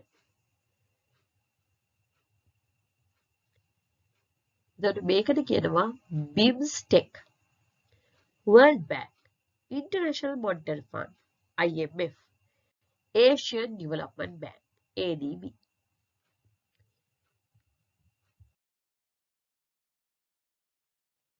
Part 2. What are the functions of WTO? මොනවද ලෝක වෙළඳ සංවිධානයේ කාර්යය? ලකුණු 4ක් දීලා තියෙනවා. ඒ කියන්නේ එක කරුණකට එක බැගින් කරුණු 4ට ලකුණු 4යි. Let's see what are these functions. Administrating WTO trade agreements. ලෝක වෙළඳ සංවිධානය විසින් පනවන එහෙම නැත්නම් ඇති කරන වෙළඳ කිවිසුම් පාලනය කිරීම. Forum for Trade Negotiations, වෙළඳ සාකච්ඡා සඳහා සංසදයක් පැවැත්වීම. Handling trade disputes, සමාජික රටවල් වල තියෙන වෙළඳ ආරවුල් අඩු කිරීම. Monitoring national trade policies, ජාතික වෙළඳ ප්‍රතිපත්තිය නිරීක්ෂණය කිරීම. Technical assistance and training for developing countries, සංවර්ධනය වෙමින් පවතින රටවල තාක්ෂණික සහාය සහ පුහුණුව ලබා දීම. Cooperation with other international organizations, ලෝකීය ආර්ථික ප්‍රතිපත්ති සංවිධානය කරන්න සම්බන්ධ වන ආයතන සමග සහයෝගයෙන් කටයුතු කිරීම.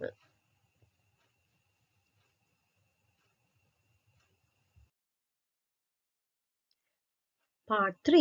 What are the basic principles of the trading system? For 5 marks. අපෙන් තුන්වෙනි ප්‍රශ්න විදියට අහන්නේ වෙළඳ පද්ධතියේ මූලධර්ම මොනවද කියලා. ලකුණු 5ක් දීලා තියෙනවා. අපි එතකොට එක කරුණකට එක බැගින් කරුණු 5ට ලකුණු 5 ගන්නයි දැන් මේ සූදානම් වෙන්නේ. First one, trade without discrimination. කිසිම ભેදයක් නැතුව වෙළඳාම් කිරීම තමයි පළවෙනි එක. Second one, free trade through negotiation. සාකච්ඡා මාර්ගයෙන් නිදහස් වෙළඳාමට ඉඩ ලබා දීම තමයි වෙළඳ පද්ධතියේ දෙවන මූලධර්මය. Third one, predictability through binding and transparency. විනිවිදභාවයෙන් කිසිම බැඳීමක් ගැටීමක් නැතුව අනාගතය පුරෝකථනය කිරීම තමයි වෙළඳ පද්ධතියේ තුන්වන මූලධර්මය. Fourth one, promoting fair competition. සාධාරණ තරගකාරීත්වය ප්‍රවර්ධනය කිරීම. Final one, encouraging development and economic reform. සංවර්ධනය සහ ආර්ථික ප්‍රතිසංස්කරණය දිරිමත් කිරීම. Part 4 is differentiate the ethics and corporate social responsibility. ලකුණු 6කට ඔයාලගෙන් අහනවා ව්‍යාපාර ආචාර්ය ධර්මත් සමාජීය වගකීමත් අතර තියෙන වෙනස්කම්. සාමාන්‍ය ලකුණු 6ක් අහනවා කියන්නේ එකකට කරුණු දෙක බැගින් කරුණු 3ක් ලිව්වම ඇති. අපි බලමු මොනවද මේ වෙනස්කම්. Firstly, let's see what are these differences. Business ethics include what a business needs to follow to profit its employees and stakeholders harmlessly. Social responsibility ensures all the norms of the society are being followed in the right manner while building a business. ව්‍යාපාර ආචාර්යමේදී බලන්නේ ව්‍යාපාරයක් ගත්තට පස්සේ මේ ව්‍යාපාරේ ඉන්න සේවකයන්ට වෙන්න පුළුවන්. එහෙනම් ඒ සම්බන්ධ උනන්දු වෙන පාර්ශ්වයන් වෙන්න පුළුවන්. ඒගොල්ලොන්ට කොහොමද අපේ ආයතනයේ ලාභ ලැබුණේ? Part 5 of the question focusing on key 4 strategies used by international businesses. In other words, international strategies used by the international companies. Here, the examiner gives you 8 marks. You know there are 4 international strategies. Multi-domestic strategy, international strategy, transitional strategy, and finally, global strategy. Since there are 4 strategies, examiner will give you 2 marks for each strategy if you analyze them with examples. Let's see how we are going to analyze each strategy. මේ ප්‍රශ්නේ අරමුණ තමයි අපි දන්නවා ජාත්‍යන්තර ව්‍යාපාර ගත්තම ඒ ජාත්‍යන්තර ව්‍යාපාර එක එක උපක්‍රම තමයි යොදාගන්නේ. මෙන්න මේ උපක්‍රම වර්ග 4 ගැන තමයි මේ ප්‍රශ්නේ බලාපොරොත්තු වෙන්නේ කතා කරන්න. එතකොට ඒක ලකුණු 8ක් දීලා තියෙන්නේ මේ එක උපක්‍රමයක් සඳහා ලකුණු 2 බැගින්. Multi domestic strategy. ඒ කියන්නේ බහු වස්තුපාල මාර්ග. අපි දන්නවා multinational companies. එහෙම නැත්නම් ජාත්‍යන්තර සමාගම්. ඒ සමාගම් වල තියෙන අනුබද්ධ සමාගම් වලට ඒ රටේ තියෙන රුචි අරුචිකම් වලට අනුගතව විවිධ විකුණුම් උපක්‍රම, අලෙවි උපාය මාර්ග, ඒ වගේම නිෂ්පාදන කළඹවල්. ඒ කියන්නේ product portfolios. භාවිතා කිරීම තමයි මේ කියන්නේ. එතකොට මේෙහිදී එක ගෝලීය සන්නද්ධානයකට වඩා දේශීය රුචි අරුචිකම් වලට ගැලපෙන පාරිභෝගිකයන්ට ගැලපෙන කුඩා ඒ රටට ආවේනික වූ විශේෂ සන්නද්ධාන බොහෝමයක් පවතින්න පුළුවන්. මෙහිදී ඒ අනුබද්ධ ආයතන වලට ඉතා විමධ්‍යගත එහෙම නැත්නම් ඩිසෙන්ට්‍රලයිස් වෙච්ච ලිහිල් ව්‍යුහයක් යටතේ තමයි ගනුදෙනු සිද්ධ කරන්නේ. උදාහරණයක් ගත්තම අපි දන්නවා ලෝකයේ ව්‍යාප්ත ආයතනයක් තමයි නෙස්ලේ කියන සමාගම. මේ නෙස්ලේ කියන සමාගම ස්විට්සර්ලන්තය පදනම් කරගෙන 1866 දී තමයි ආරම්භ කරලා තියෙන්නේ. මේගොල්ලෝ ප්‍රධාන වශයෙන් කිරි මත පදනම් වෙච්ච ලදරු ආහාර පමණයි මුලින්ම නිෂ්පාදනය කරලා තියෙන්නේ. හැබැයි ඊට වසර කිහිපයකට පස්සේ චොකලට් නිෂ්පාදන, කිරි ආශ්‍රිත වෙනත් නිෂ්පාදන, රස කැවිලි, සෞඛ්‍ය සේවා වගේ විවිධ අංශ ඔස්සේ ඒගොල්ලෝගේ නිෂ්පාදන කටයුතු පුළුල් කරලා තියෙනවා. දැන් රටවල් 186කට වඩා නෙස්ලේ සමාගම ඔවුන්ගේ ව්‍යාපාර අනුබද්ධ ආයතන කිහිපයක් ඔස්සේ පවත්වාගෙන යනවා.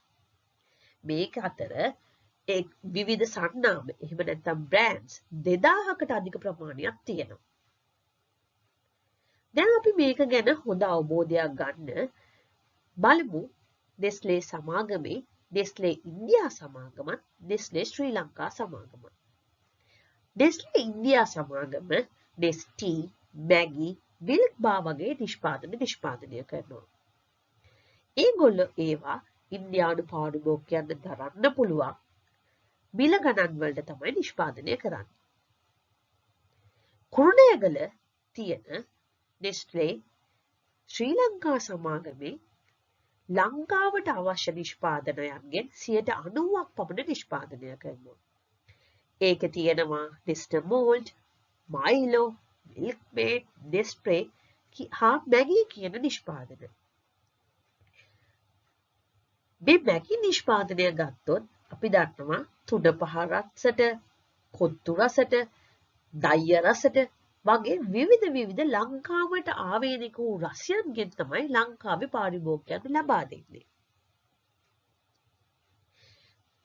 අනිත් අතට ගත්තම නිර්මාංශික අය සඳහා, ඒ කියන්නේ වෙජිටේරියන් අය සඳහා UK වල එක්සත් රාජධානියේ නිර්මාංශ ආහාර නිෂ්පාදනය කරන ගෝඩ්මන් කියන ඊශ්‍රායල සමාගම ගන්න පුළුවන්. ඒගොල්ලෝ එක රටවල් වල නිෂ්පාදන අරුචිකම් තෝරගෙන ඒකත් එක්කම තමයි නෙස්ලේ සමාගමත් එක්ක ක්‍රියාබද්ධ වෙලා ඒකට ආවේනික වෙච්ච නිෂ්පාදනයන් විවිධ රටවල් වලට සිද්ධ කරන්නේ.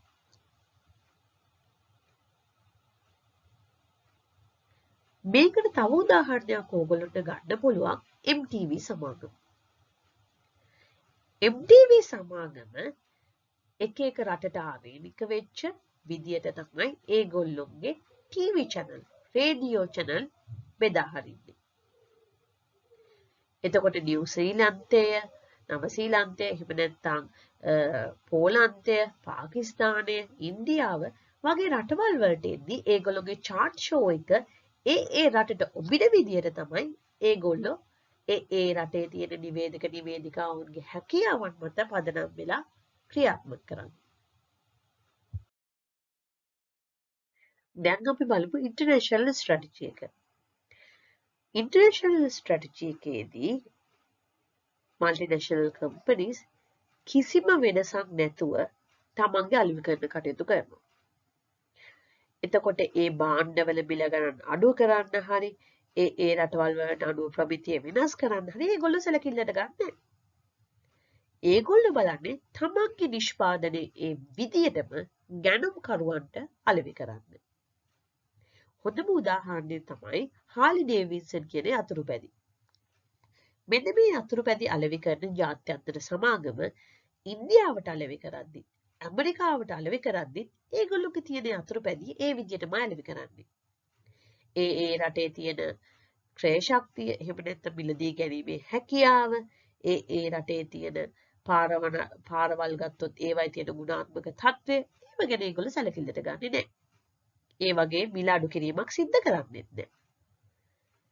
ඒගොල්ලෝ කරන්නේ තමන්ට අවශ්‍ය විදියට ඒ කස්ටමර් ගැන හිතන්නේ නැතුව එකම භාණ්ඩයක් මුළු ලෝකෙටම අලෙවි කිරීම.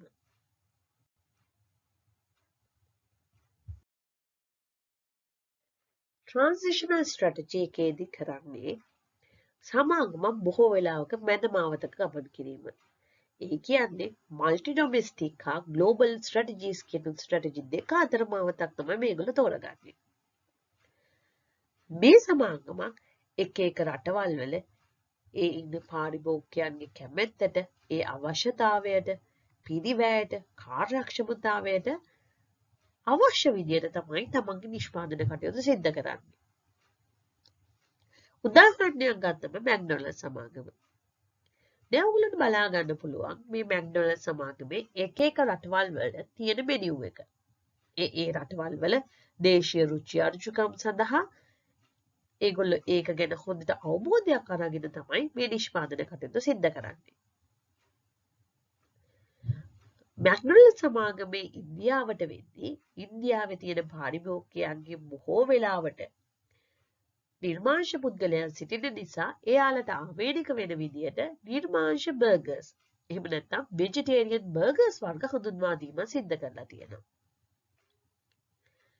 දැන් අපි තව නිදසුනක් වශයෙන් ගත්තට පස්සේ ප්‍රංශය ගත්තොත් ප්‍රංශයේ මැක්ඩොනල්ඩ් වලදී මිනිසුන්ට ඕනනම් වයින් වර්ග මිලදී ගන්න පුළුවන්. ඔයාලා දන්නවා වයින් කියලා කියන්නේ ප්‍රංශයේ ප්‍රධාන ආහාර අංගයක්.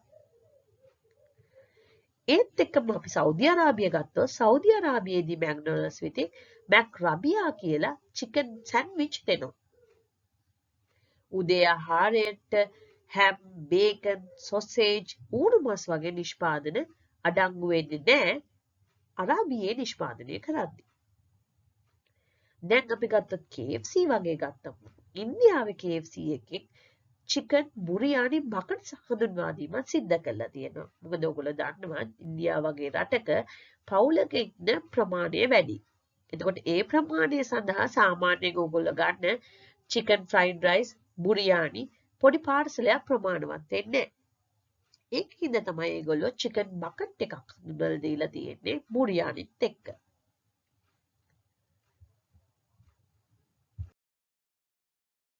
ග්ලෝබල් ස්ට්‍රැටජි එක අනුගමනය කරන ජාත්‍යන්තර සමාගම බොහෝ වෙලාවට මල්ටි ඩොමෙස්ටික් ස්ට්‍රැටජි එකට වඩා වෙනස් විදිහකට තමයි ගනුදෙනු කරන්නේ. එහිදී ඔයගොල්ලෝ ප්‍රමාණිකුල ඵල අනුගමනය කරන්න මුළු ලෝකයේ පුරා එකම නිෂ්පාදනය විකුණනත් එහිදී දේශීයත්වයට ගරු කරලා යම්කිසි සුළු වෙනස්කම් ප්‍රමාණයක් සිද්ධ කරනවා. උදාහරණයක් විදිහට ගත්තම මයික්‍රොසොෆ්ට් කියන සමාගම. අපි මයික්‍රොසොෆ්ට් ඉන්දියාවේදී පාවිච්චි කරත් ලංකාවේදී පාවිච්චි කරත් ඇමරිකාවේදී පාවිච්චි කරත් එකම ඉන්ටර්ෆේස් එක එකම විදිය තමයි තියෙන්නේ. හැබැයි දේශීය පුද්ගලයන්ට පාවිච්චි කරන්න ලේසි වෙන විදියට භාෂාව සිංහලෙන් වෙනස් කරගන්නත් පුළුවන්. ඉන්දියාවේදී හින්දියෙන් වෙනස් කරගන්නත් පුළුවන්. ඇමරිකාවේදී ඇමරිකාවට අදාළ US ඉංග්‍රීසි වලින් UK වලදී UK ඉංග්‍රීසි වලින් වෙනස් කරන්න පුළුවන්. ඒ කියන්නේ පුද්ගලයන්ගේ රුචි අරුචිකම් වලට යම්කිසි පොඩි ඉඩදීමක් කරනවා මේ ජාත්‍යන්තර සමාගම් ග්ලෝබල් ස්ට්‍රැටජි එක භාවිතා කරනකොට. Question number 5. It's focusing on the whole syllabus. Here, the examiner asks you to write short note on the different areas. When there are 5 short notes, 5 marks per each, you are getting 25 for this question number 5. මේකෙදී ඔයාලගේ එක්සැමිනර් බලාපොරොත්තු වෙන්නේ පුළු විෂය පතේම ආවරණය වෙන්න පාදි ප්‍රශ්න සකස්සන්න. එතකොට මේ ප්‍රශ්න වලදී කෙටි සටහන් ලියන්න මාතෘකා 5ක් හම්බ වෙනවා. එක මාතෘකාවකට ලකුණු 5 බැගිනුයි ලකුණු හම්බ වෙන්නේ. General Agreement on Trade and Tariff GATT. The General Agreement on Tariff and Trade is a legal agreement between many countries whose overall purpose was to promote international trade by reducing or eliminating trade barriers such as tariff or quotas. The GATT was intended to boost economic recovery through restructuring and liberalizing global trade. A general agreement on tariff and trade was a multilateral treaty that laid down rules for conducting international trade. GATT කියලා කියන්නේ නෛතික අපි ගත්තොත් givisuma. මේක එක එක රටවල් වල හදලා තියෙනවා ජාත්‍යන්තර වෙළඳාමේ තියෙන බාධක ඉවත් කරන්න. ටැරිෆ්, කෝටා ඒ වගේ බාධක. මේ තුලින් බලාපොරොත්තු වෙනවා රටවල් වල වෙළඳාම ලිබරල් කරන්නේ. ඒ කියන්නේ නිදහස් වෙළඳාම පවත්වා ගැනීම සඳහා. The preamble to the GATT can be linked to its objectives. To raise the standard of living of the people, to ensure the full employment and large and steadily growing volume of the real income and effective demand, to tap the use of the resources of the world fully, to extend overall production capacity and international trade. අපි ගැට් එක ගත්තම මේකේ අරමුණු වශයෙන් අපිට ගන්න පුළුවන් ජීවන තත්ත්වය උසස් කිරීම, මිනිසුන්ගේ තියෙන සේවා නියුක්තිය වැඩි කිරීම, ඒ වගේම සම්පත් උපරිම භාවිතය, නිෂ්පාදනය උපරිම ලෙස සිදු කිරීම වගේ දේවල්.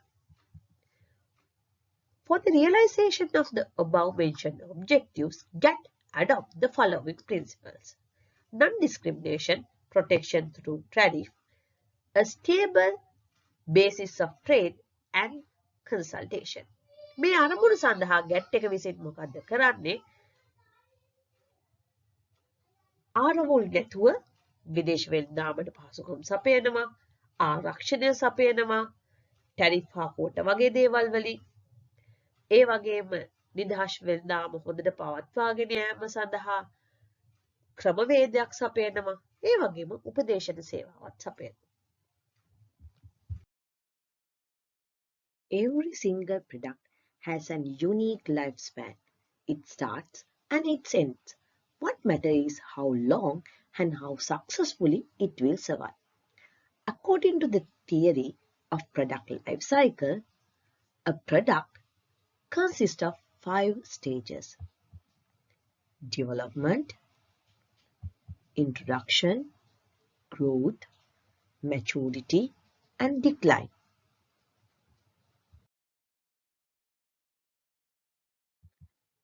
Now let's see product life cycle stages and their characteristics. Product development stage is the initial stage. In this stage, new product ideas are generated, operationalized, and tested. Thus, it needs a lot of research and development.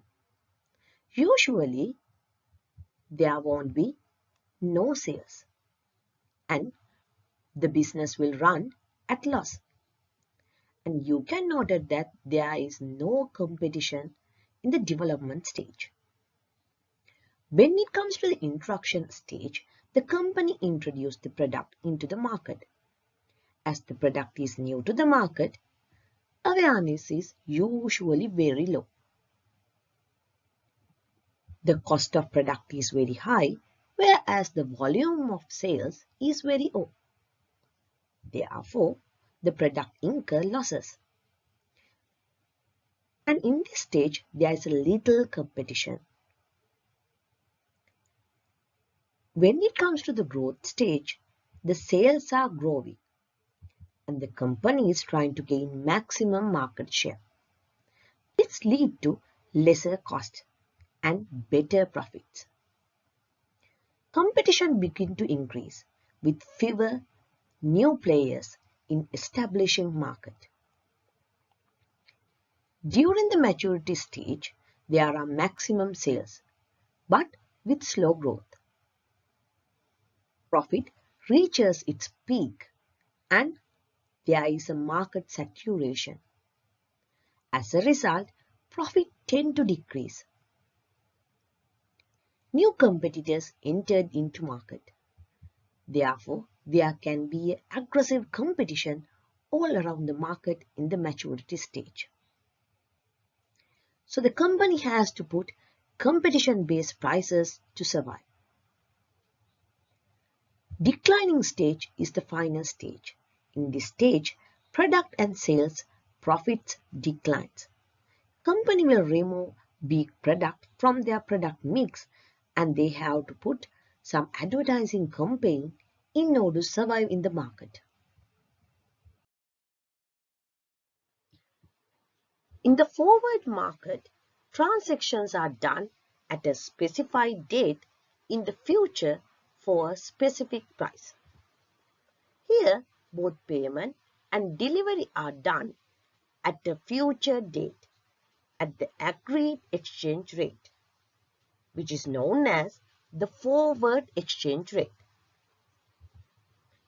The contract is made between buyers and sellers for the sale and purchase of currency is done after 90 days. Forward contracts are non-standardized contracts. It means that these contracts can be customized or tailored according to the needs of the participants. At the time of entering the contract, no security deposit is required as no money exchange taken place. Now let's see what are the characteristics of forward market. It facilitates future delivery and settlement of assets. These contracts are tailor-made, therefore it could be some expensive, and it is lack of standardization because it can be customized according to the needs of the participants. So now we are going to talk about the Asian Development Bank. It envisions a prosperous, inclusive, resilient and sustainable Asia and the Pacific while sustaining efforts to eradicate extreme poverty in the region.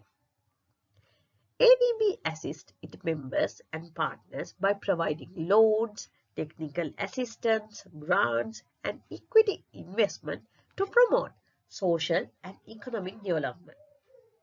ADB maximizes the development impact of its assistance by facilitating policy dialogues, providing advisory services, and mobilizing financial resources through co-financing operations that tap official, commercial, and export credit sources. අපි දන්නවා ආසියානු සංවර්ධන බැංකුව කියලා කියන්නේ ආසියානු සහ Pacific කලාපයේ තියෙන රටවල් වල ඉන්න සමාජිකයන්ට ණය ලබා දීමත් හෝ තාක්ෂණික සහාය ලබා දීම මගින් ප්‍රදාන දීම මගින් එහෙම නැත්නම් සමාජීය ආර්ථික සංවර්ධනය තුලින් ඒ ඉන්න පුද්ගලයන්ගේ සමාජ ස්ථාවරත්වය වැඩි කිරීම. මේ තුලින් ඒගොල්ලෝ බලාපොරොත්තු වෙනවා සම්පූර්ණයෙන්ම දුගී බව තුරන් කරන්න. ආසියානු සංවර්ධන බැංකුව බලනවා උපදේශනාත්මක සේවා මගින්.